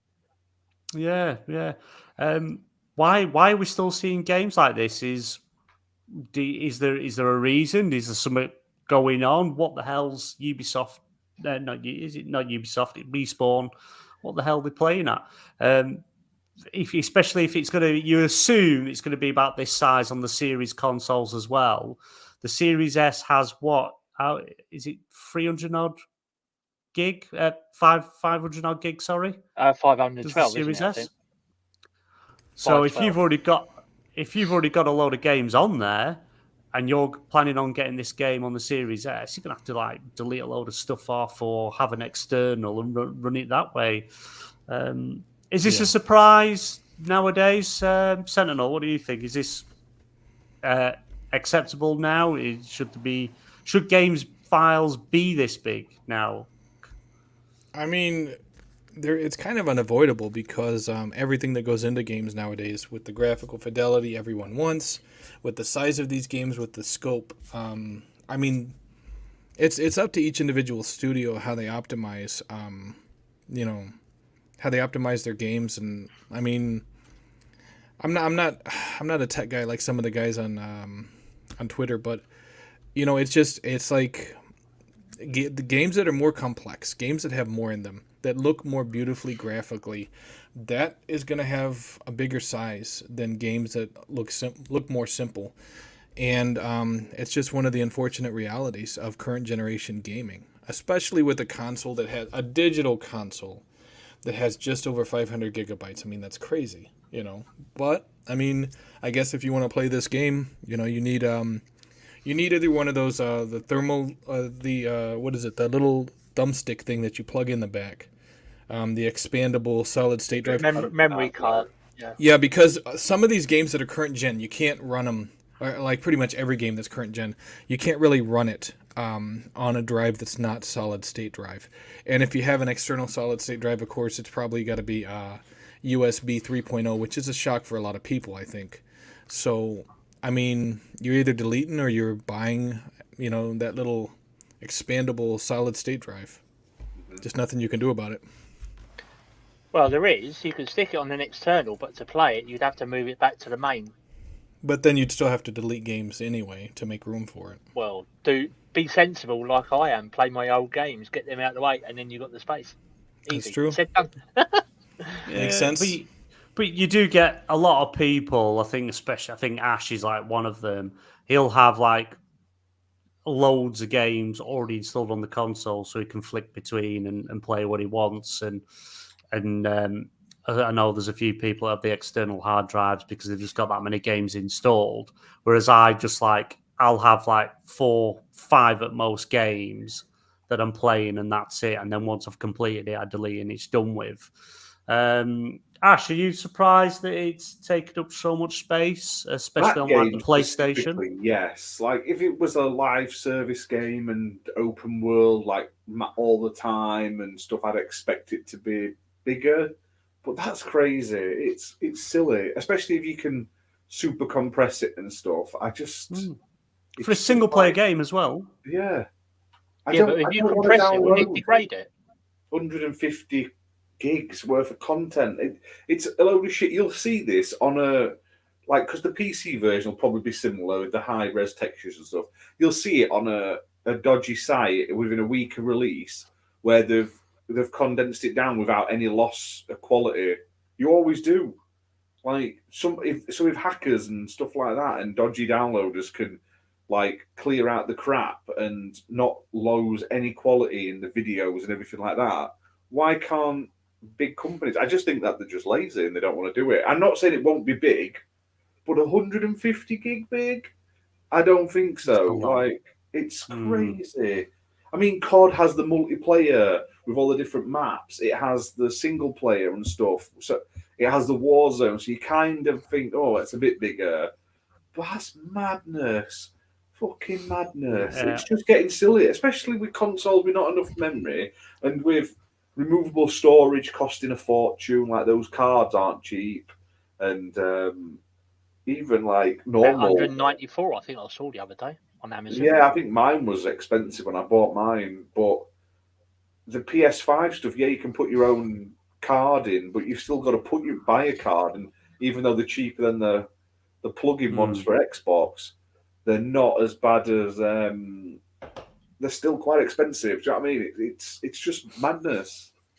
So it's crazy. I can't understand it, especially on the PlayStation side. Like say they were boasting about this whole compression technology, so they can make it small, have all this stuff, and it'd be smaller. But that's just absolutely ridiculous. Darren, what about you? Are you going to have to delete some stuff off to make room for this? Eventually, yeah, I probably will do because I've got loads of games. But I thought as soon as Mark Cerny said that about the compression, I thought, didn't Xbox come out with something similar? They was going to do the same thing, compress the games to make the games smaller. I thought they were doing the same. They have their own. It's not as good as PlayStation's by far. PlayStation does have a much better one, but still, the PlayStation one is 140 gigs. For the PS5, it's only 10 gig better. So. Yeah, but if you compress it, doesn't that? I don't know nothing about this sort of stuff, but doesn't it degrade the graphics or textures or anything if you compress it? Certain stuff does. Yeah, it depends how much you compress. Right. Okay. But the way the technology is designed and the newer consoles, it accounts for that. So the way I don't understand the architecture, how it does it, but you wouldn't lose any loss of anything the way it's designed. I can't remember how I described it. If you get a chance, if you go back when they releasing the specs with Mark Cerny, he actually tells you exactly step by step how it actually works. The only other way benefits. The only other way of doing it would to be sort of Xbox and PlayStation bring down the price of their accessories slightly to make it more accessible for people, so they don't have to keep deleting games for the new ones. Because it seems to me the new games that are coming out, they're sort of getting bigger in size, and then thinking, well, hold on a minute, where am I going to stick that? Where am I going to have that on my hard drive? I ain't got the space. See, for games that, if you're getting a PS5 version or Xbox Series X or S version of a game, then I'd say between 75, 85 gig would be about right, for depending on the game and, what's exactly in the game. Like say God of War Ragnarok is a very big game, very detailed game. That was 85, 80, is it not 80? 80 gig? Oh, right, okay. Yeah, 80 gig for God of War Ragnarok. And that is a very detailed, big game, very big game. And they've managed to do it because it's a single-player game. So it's I could understand if it was this whole multiplayer thing as well, but it's not. It's just a single-player game. So I just don't understand it, if I'm honest. But maybe it was an error. Maybe there's something. We might find out more, next week, but we'll see. Right, let's move on. We'll get through this. Quick mention of this one: Sega acquires Angry Birds maker Rovio Entertainment for $775 million. This comes from Tom Henderson over at Insider Gaming. Following last week's rumours, Sega has announced that the company has purchased Angry Birds maker Rovio for, I think it was at €706 million, which is around $775 million. The price is significantly less than the $1 billion purchase price that was rumoured, but nonetheless, the deal is done. Sega will be paying €9.25 per share in the deal, up nearly 19% from its close on April 14th. Among the rapidly growing global gaming market, the mobile gaming market has especially high potential, and it has been Sega's long-term goal to accelerate its expansion in the field. Sega Sammy CEO Hakori Statomi said in a statement. Are you guys surprised that Rovio have sold? Because it was only a few weeks ago that they sort of announced they were pulling down the original Angry Birds and things because of costs, and they want everyone to use the, where you've got to pay to play.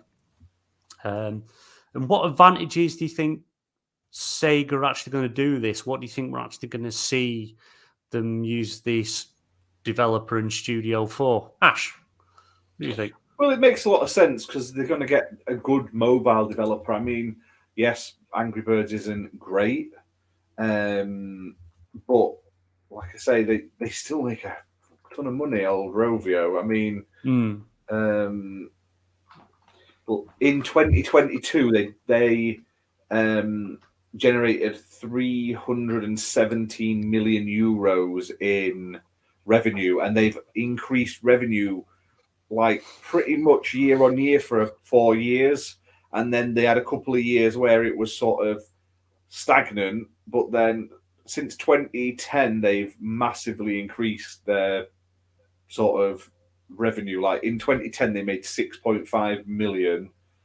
Last year they made 317 million. So like within 3 years they'll have turned over the cost of them in revenue, if not sooner, 2 to 3 years. So yeah, they're great for that. They've got a lot of IP. Like Angry Birds is massive. It's got 2 movies. It's got multiple TV shows which are still doing great on Netflix and stuff. Like Angry Birds is a massive brand compared to sort of a lot of other sort of video game properties. Maybe they can make some tie-in stuff with Sega properties and stuff like that. Probably some Angry Birds Sega stuff. Maybe they can make some actual Sega games for them. So it's hard to say. Like they've made quite a lot over the years. Obviously, in the last few years, not as much. It's mainly just been the Angry Birds train. But they've still done quite a lot. They still make a lot of money. They've done console ports in the past as well. I don't know. It must make sense. Like everyone wants to get into mobile. Mobile is the next big place for gaming. Whether people want to admit it and like it, that's another thing. But mobile has the biggest growth because it's a necessity. It's not like a console where it's an expense. Even if your phone is an expense, you have to have a phone. Like literally everyone has a phone. Like everyone and their cousin, their nanas. Like my missus's nana doesn't play console games anymore. She used to play like the SNES and that, but now she's all on phone games and like Facebook games and stuff. And it's a big market. It's not us. And look at King. Look at King. That's a driving force behind Microsoft wanting to acquire them because mobile is such an untapped market still such an untapped market. Big companies have yet to sort of figure out how to do it properly. Like we keep seeing like Nintendo and Sony and Xbox dip their sort of toes into things every now and again, but they never sort of get far. They'll release like one game and then it'll go, oh, that game didn't make as much as the last one, even though it's a different IP and a different style of phone game. So then they sort of like Nintendo did that. They made loads of money off of Fire Emblem. Then they brought out Sonic. It's Mario Run. the Mario Run, which was a totally different style of game, and people weren't expecting to pay like a monthly fee or multiple fees. They just want to pay for one Mario game and have it. It's a different type of game, a different type of IP, and then Nintendo sort of rolled back on their big push for mobile. Xbox keep bringing out, they'll get one company to promote, like to make a game, Gears Pop, but then they don't want to support it if it doesn't make tons of money. They drop it at the notice. Yet things like Bethesda have got Fallout Shelter, which is still raking in cash for years, and it's still going strong. Do you know what I mean? It's great. The mobile is the future. We all play, even though we don't play a lot. You play Marvel Snap. I was playing Idle Theme Park the other day. I've uninstalled it now, but for a couple of days, I had a few hours worth of time out of it. Do you know what I mean? Netflix is growing massively in mobile. It's got its own mobile developers. It's got its own subscription base. If you've got a Netflix subscription, you get a load of free games. There's Apple Arcade. And big companies like Xbox, Sega, EA, they're all going to want a bit of that pie. They want to have that sweet, sweet mobile money because they're the people that spend way too much money, those whales. You get that one person who plays... was it remember that Transformers game that came out? I don't know if it was PC or mobile. I'm sure they said one person spent over 100,000 on it or something like that. You get a stupid rich person who's got loads of money to spend and doesn't care, and like they're a millionaire, they don't give a shit. They'll buy all the crap and all those stupid loot boxes and the speed up packs and everything. So they've got it because they're too rich to care. They don't want to wait. They ain't peasants like us that are like, no, I'll watch that fucking 30-second trailer to get one free spin. They're like, nah, fuck her. I'm rich and famous. I don't give a shit. So that's where the money is. And they can't get away with it. They keep trying it. Every now and then you see them put some shitty things in to look at Suicide Squad. They'll try the best and they'll try and sneak in those microtransaction-y, those dirty mobile-like systems, and they'd never get away with it, but you can get away with it on mobile, so that's why. And I don't blame them. I'd love to see more Sega games on mobile. I'd love to see more Angry Birds like to console and stuff. So yeah, it'd be pretty beneficial for them all. Rovio then got a bit more financial stability, got a big publisher behind them. It also makes Sega more valuable and more appealing to be bought out, possibly in the future, because now they can go, well, we've also got this mobile phone developer, Microsoft, Sony. Do you want us now? And that goes, oh, look, that's more interesting. It's more, it ticks more of our boxes, because Sega beforehand, it's like you get Sonic, you don't get much else. You get Sonic, you get Yakuza, and you get a lot of fucking pachinko machines and arcade machines. You didn't get much else. They've sort of pushed off the arcade side of the business, and now they're making themselves ripe for either a takeover or more stability in future. And it does make sense. It's just people don't realise that console gaming is very small. It hasn't grown in years, the console gaming market. We're a dying breed. We're not getting bigger. We're not shrinking massively. But mobile gaming is fucking flying.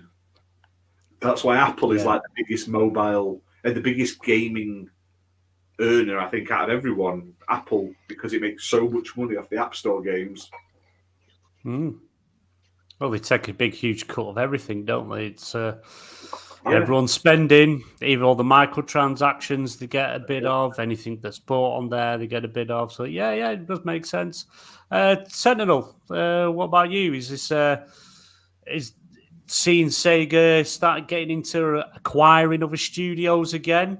Are we going to see these Sonic Angry Bird games? Is it a good deal? Do you think they got a steal there? You know, it seems like even though Sega screwed up in the console market, that they really have an eye for business. You know, even though they're no longer console makers, and I know everyone says, well, they got out of the console business, they kind of lost. That's not necessarily true, because there's a lot more cost involved with making consoles than there is in straight software titles. Plus, they're multi-platform now. So the non-mobile titles are available on a plethora of different consoles.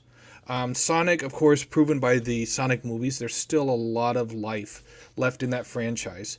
And by them focusing on mobile, they're going to make money hand over fist. I want to use an example.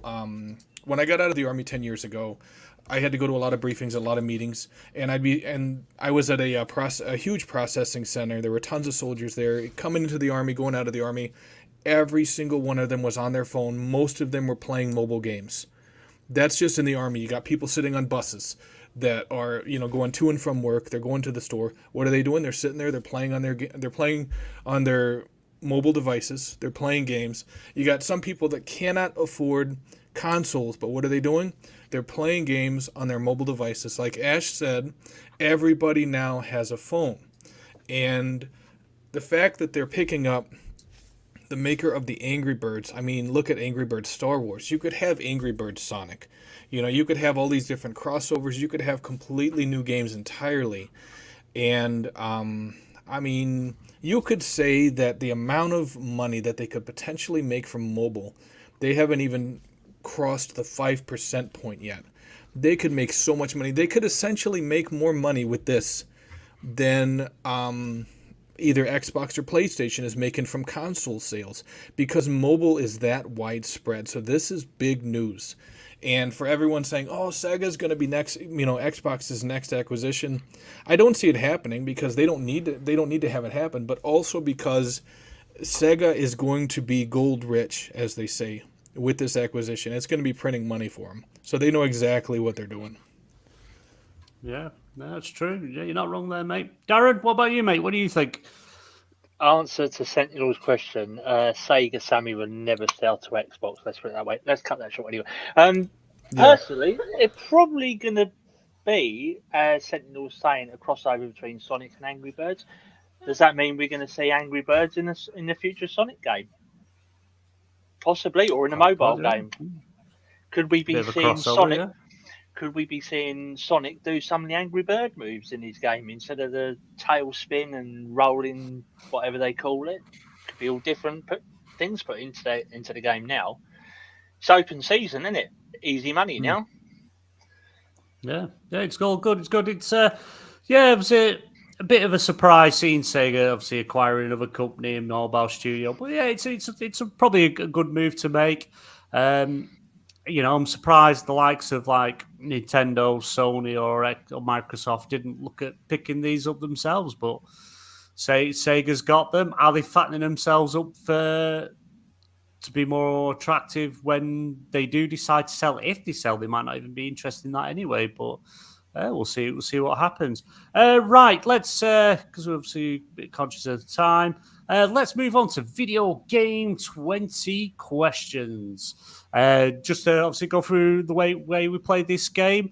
End of each show, we play video game 20 questions where the panel has to guess the game that I have. They have 20 questions to do it. The last question having to be the guess if they can't get it beforehand. I can only answer yes and no. I can be a bit vague on some stuff if it's a bit of an obscure one. I'll try not to steer anyone too far wrong. Chat, please get involved, help the panel out, give them some questions to ask. And also remember, if you guess the game at any point and it's wrong, you automatically lose. So far, not one has been lost, but will today be the day? Let the questioning begin. Okay, so let me see. Because, and this is a learning process, obviously. Over the course of us playing these 20 questions, we've had some really great questions asked, and we've had some really crappy questions asked. Is that a dig at me there? No, of course not. No, I mean, I'm not a fighting game. No, I'm not. My first question is not going to be something like, did it come out in August of 1992? No, it's not going to be a question like that. I'm going to narrow it down before I start asking those questions. Yeah, I think he did that last time, but no, I'm not going to do that. So what I am going to say is this: did this game launch before 2001? And the reason why I ask that is because everyone considers those to be retro consoles, and it's a little more obscure. So did it launch before Before. 2001? Yes. Okay. All right. Very interesting. Remember, you can't use, just so you know, Darren, you can't use your phone, internet to search anything. You've got to dig into that gaming knowledge. Oh, my phone's on charge, so it's turned off, so I can't use it anyway. So does that mean it's retro? So that before 2001, that would be PS2, PS3, Xbox One, possibly? No, Xbox One didn't come out till 2013. Oh, all right. It's before. He asked, did it launch before 2001? Yeah. So it's PS2 sort of era. Well, 2000, the end of 2000 was the only year, it was the only time of the PS2. I think it was like the fall of 2000 is when the PS2 launched. The original Xbox was the same. I think 2000 was like its first year, but at the end of 2000. So, it gives us, it kind of separates, the two groups, retro versus newer.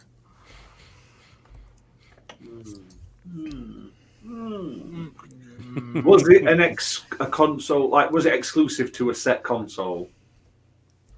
No. Right, there you go. You're welcome. Nice.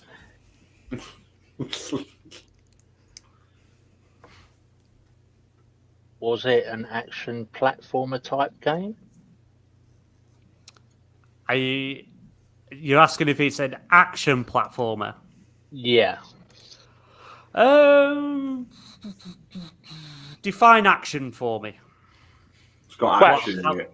Yeah, what sort of Well, action? sort of like a Crash Bandicoot type game. You get action where you got a bonk baddie sort of thing, isn't you? Is it that sort of platform game? I'll say yes. Oh no! Oh God! No. See, Sentinel, it all goes to shit, doesn't it, mate? No. I know, right? Bioshock, Right? I'd say action platformer because there's action. He'll be considering Resident Evil an action game. platformer. Yeah, because you climb on those houses on the Resident Evil 4, don't you? So that could be platforming. Yeah. We'll go. I'd say action platformer. We'll go with that. But it's not exclusive. So that limits out like Super Mario and Sonic and a whole bunch of others.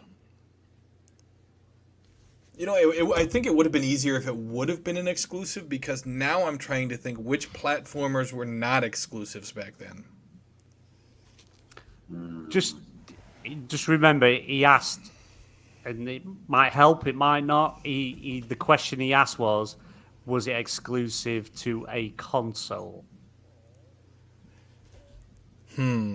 Great, so it's a PC game. We'll never guess it. Yeah.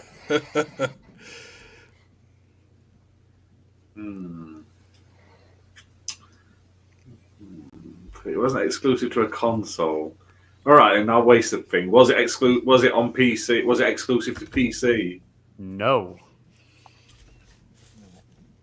And it was a platformer. You realize Doom is not a platformer, right? I'm just saying.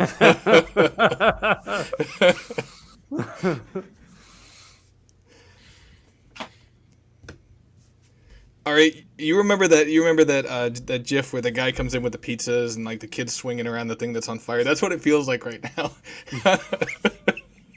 I'm like, oh no! I just walked in the room and I realized that like the drapes are burning and people are running around crazy, and I'm like, oh my god, no!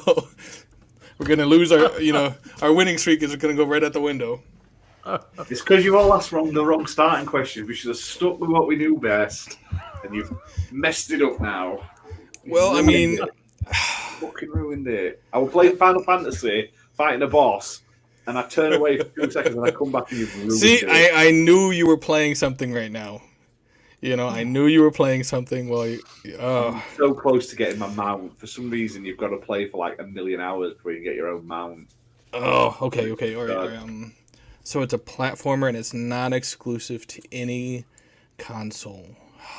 or PC, so it's not exclusive on out. Okay. Apparently. Was it developed by an American studio? No. Okay. So it either has to be Japanese or European. Okay. I think this could be older than you think, We're thinking PS2. Yeah, it could be like Nintendo Sega Master System era. It could be. BMG, it's going to be like Atari or something. Yeah, Texas Instruments or something. Oh, Jesus. Or Pong. No, Yeah. that was way before that. No. Right. Action platform. How many questions have we got left? Probably about 5 because of you two.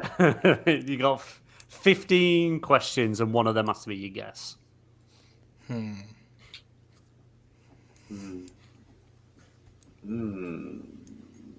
trying to think how to get this back on track now. So it's pre-2001. This is why I hate years. We should have just... Was it PS2 or before? Do you know what I mean? It's just easier. Well, but then he's like, oh, it was cross-gen, so I don't know. And it's like, oh, come on.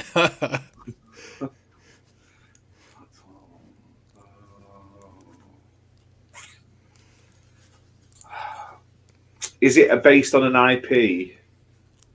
Like, is it a known IP, or was it like an original game? It's definitely based on a known IP. Wow, I mean, technically, every game is based on an IP because the game is an IP. Oh, you know what I mean, though, innit? It's like it's based on something. It's not just like it's a made-up thing. You know what I mean, don't you, BMG? I know what you mean. I'll give you a slight hint. It may or may not help you. Who knows? It may even give it away. I don't know. No. Are you sure? No hint that's going to give it away. Well, I don't. It might not give it away. I don't think it'll give the game away, but it might help steer you. Okay. Right. Well, then. It's the very first time these two characters were ever introduced. So it's the first in a series. Well, no, that's not necessarily true. Based on an IP, but it's the first time these two characters were introduced. Oh, don't be cheating. Don't be cheating. I can hear tapping. No, I'm using the private chat to communicate with Ash. See what he thinks. Okay, I won't look at chat. I won't look at that. That's possible. That's possible, Sentinel. But was it a 2D game? Yeah, you'd class it as a 2D game, yeah. Oh, well, that's right. He said previously it wasn't an exclusive, so that's out. Ugh. Yeah. So it's not. It's a 2D game. Is it the first in the series? Yes. Okay. First in the series. It's based on something. But I will say, because it, again, may or may not help, this series has gone under a lot of changes over the many years. So it's not based on like a movie IP by the sounds then. It's based on... Right, that's totally not what it was originally is nothing like what it is now. But the character's name has never changed. Oh, I know what it is. Yeah. I'll type it in chat. I'll see what Darren and Ash think.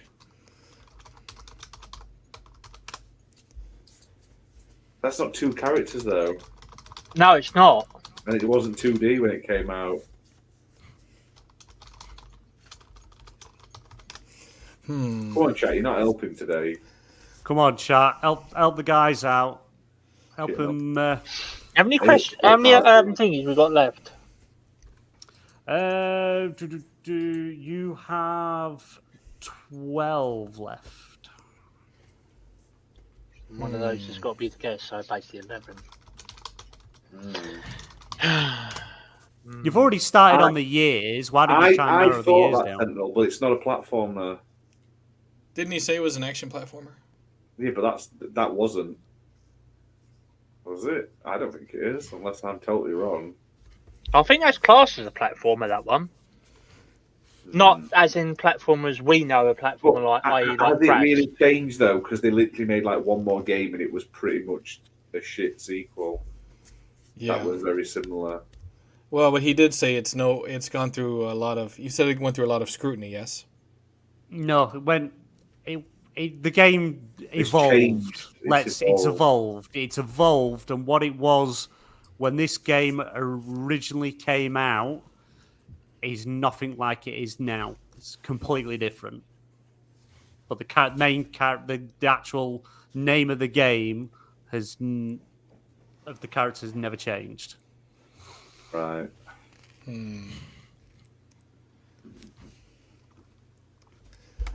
Yeah, I don't think that's it though, Ash, because he said it wasn't an exclusive title.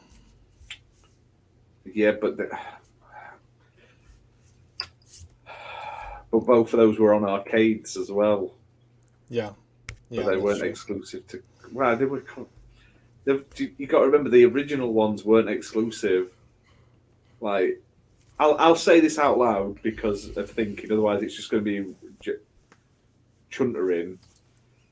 I said to him, it could be Mario Bros or Donkey Kong, because both of those have two characters in that have changed very much, and they're both platformers as such, action platformers, and all of their original games were on arcade as well as console, but they weren't exclusive to one console at the time, because this is back in the day when Atari fucking threw out Mario and Donkey Kong games and stuff like that.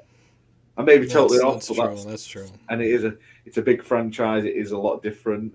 That's why I think Donkey Kong, because like Donkey Kong is nothing like Donkey Kong anymore. He's fucking on bongos and shit. Who knows? I don't know. I don't know yet. On bongos and shit. Yeah, he's all bongos. He's Seth Rogen in and shit nowadays, isn't he? Wow. Jesus. Oh, I don't know. Ask some more questions, guys. Think of something. All right. Go on, Darren. It's a Is platformer shit. Oh, I don't know which one to ask. One of the questions I was mentioned, Sentinel, because that's classed as two questions, isn't it? Yeah. I think you should narrow down the years a bit. I think that might help you. Well, the question you asked, if you ask if it's one, then it's obviously not going to be one. It's going to be the other, because essentially games back then, games were split into two different groups.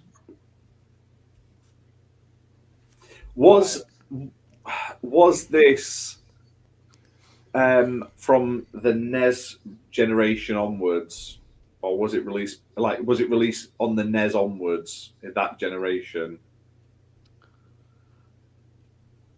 Was it originally released, or when it was brought out, this first in a series, these two new characters are introduced? Was it originally released in the NES, like the era onwards? So like NES, SNES. No.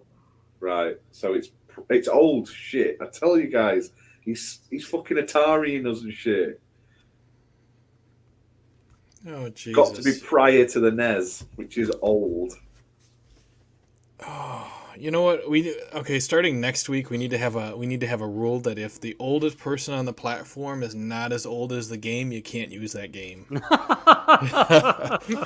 Be like, I wouldn't pick something that you wouldn't know. I wouldn't pick a game that you wouldn't know, and you've all at some point probably played it. I'm assuming. I wouldn't pick something so obscure that you would never get because you've never heard of it. I wouldn't do that. It's an action platformer. Wasn't exclusive. Yeah. Pre-Nintendo. What the fuck could that be? Or pre-original Nintendo. That's like Atari 2600 and shit. And I did not play them very often. As I was like. So you picked an Atari title? Oh my god! It could be an Atari title. It could be Spectrum. It could be Atari. Technically, it could be in television. Fuck my dick. You know what? I could not even. I don't think I could name even a dozen Atari titles right now. No.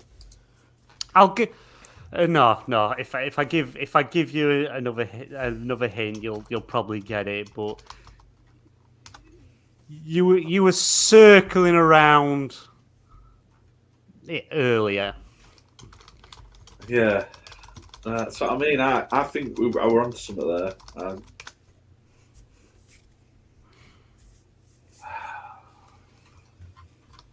Trying to think two characters though. That's what I mean. Yeah. Very famous characters. Well, Not if they were on Atari. I just thought. The very, very famous characters. It's the first time they were ever introduced in a video game.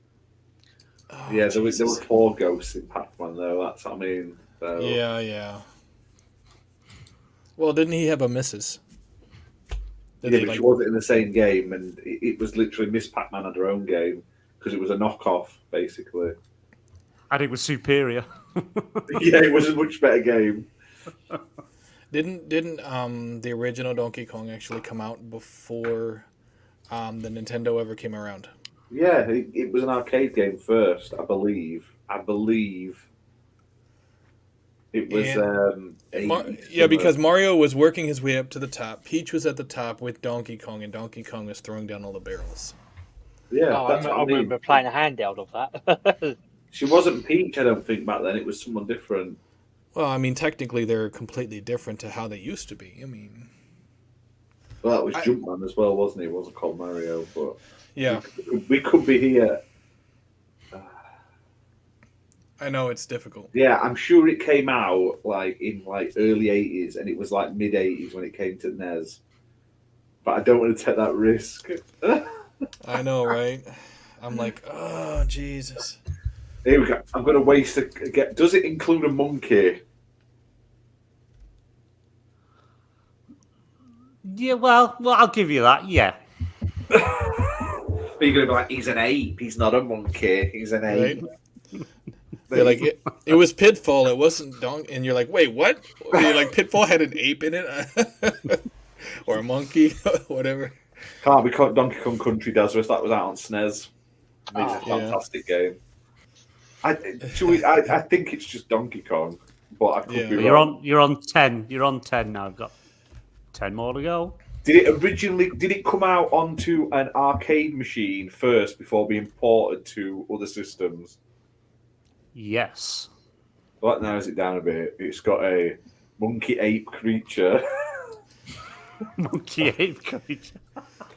What was there was there a man with a mustache who looked like a plumber in it? Yes. Well, hey, I think we might be onto a winner. He's like, no, we're Donkey Kong 2. Well, he did say he was the first in the series. Yeah, he though, did, right? and it was well, technically Donkey Kong Jr. was shown in the second one, I believe. The Donkey Kong that we know today is the Donkey Kong grandson. Cranky Kong was the original Donkey Kong guy in the games. Is he not? I thought it was Cranky Kong. No, I don't think so. Cranky Kong is a different... There's Donkey Kong, who had a kid called Donkey Kong Jr., who is the dad of the current Donkey Kong. All right. Maybe Cranky Kong is the original Donkey. I can't remember. I'm pretty sure. Yeah, Cranky Kong. He might be from the original. Side. Yeah. I think we've got it here, guys. But you can ask a few more questions just to narrow it down. Sentinel's just asked one. This will probably give it away. Does he throw barrel at the mustache guy? Does he throw them at him? Is that what you're asking? Does he throw them in a downwards direction that happens to be where the mustache man is? Yes. Let's not let him fuck us with those guys. I know, right? Yes, the answer is yes. You are correct. Cranky Kong is the original Donkey Kong. My missus just confirmed it. There you go. So there you go. There you go. Cranky Kong is the original Donkey Kong. He's just got grumpy because Mario beat him up, obviously. Fun fact. We've all learned something new today. And I watched Super Mario Bros. Again earlier. It's a good film. You went to, oh yeah. Well, I don't know. People are saying they're going watching it multiple times, and it just seems worse every time they go and watch it. Well, they're all liars. Right. Peaches Right. is now in the top 100 music chart. Good. Yeah, should we just guess? Yes. Yeah. Yeah, we guess it. Is it Donkey Kong? What are you asking? If it's the original Donkey Kong? Yeah. Yes, it is. It is the original. No, is it Donkey Kong 5? The original Donkey Kong that was released in 1981 in arcades. And it's the first time Donkey Kong and Mario were introduced as characters. And Princess Peach, her name originally was Pauline. I'm sure she's got like ginger hair though. She's actually Princess Daisy.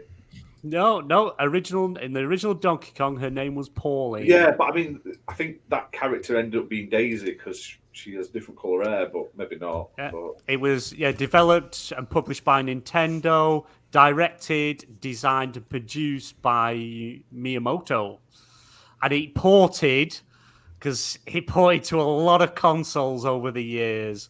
And the very last one it was ported to was the Game Boy Advance in July of 2004. But well done, guys. The Sheffield Video Game Museum, they had like every single version of Donkey Kong on a wall you could play. It was quite cool. None of them have aged well. Donkey Kong is not a good game. Yeah, no, definitely not. But I thought I'd go for something that everyone knows this game, and majority of people have played it at some point. But again, I won't pick something that I thought you'd never be able to get or something you've never heard of. So I won't be that cruel. The platformer thing threw me. That's what threw me, and then it not being. But it's weird because it's definitely a platform. It's a single screen platformer 2D game. But it's like action-wise, you could argue jumping over barrels and trying to jump on Donkey Kong. I suppose you could argue that's action, but there's a toss-up. But anyway, you got there. The streak continues. Will it continue next week? You'll have to tune in to find out. But yeah, thank you for everyone on the panel for being here. Thank you, Darren, for joining us this evening. Thank you for the invite. No, it's got to tell everyone where they can find you. Yeah, you can find me on Twitter at ACE, all capital letters, as in Ezio Auditore 2009. And on Twitch, I am known as Dazzy Dazzler. That's where you can find me. Awesome. XBL is back tomorrow evening, 8 p.m. BST. Ash will be hosting the XBL. Redders is having a week off. Something about some origami class he's taking. Didn't really go into details. Yeah, he was taking it really seriously, wasn't he? Yeah. And that'll be Ash, Sentinel, myself, and the guest who we've got on tomorrow, Sentinel. Who was that again? We took lots of care here. Yeah. Okay. All right. No. We'll leave that as a surprise. You'll have to tune in tomorrow to find out. Surprise to me. I don't know what it is either. Right. But again, thank you, chat. Thank you for taking part and being here and taking part. We really appreciate all the support. And again, can't catch us live, you can obviously catch up again on the YouTube channel, or you can catch up on all the podcast services around the world. Just search in your browser of your podcast for XBN Network, and all the shows will be in there, from PSN Party Podcast, XBL Party Podcast, the RPG games that we played, loads of content. If you like what you see or like what you hear, drop us a like, share it, drop us a review on the podcast. But other than that, we'll see you all tomorrow. Good night, all.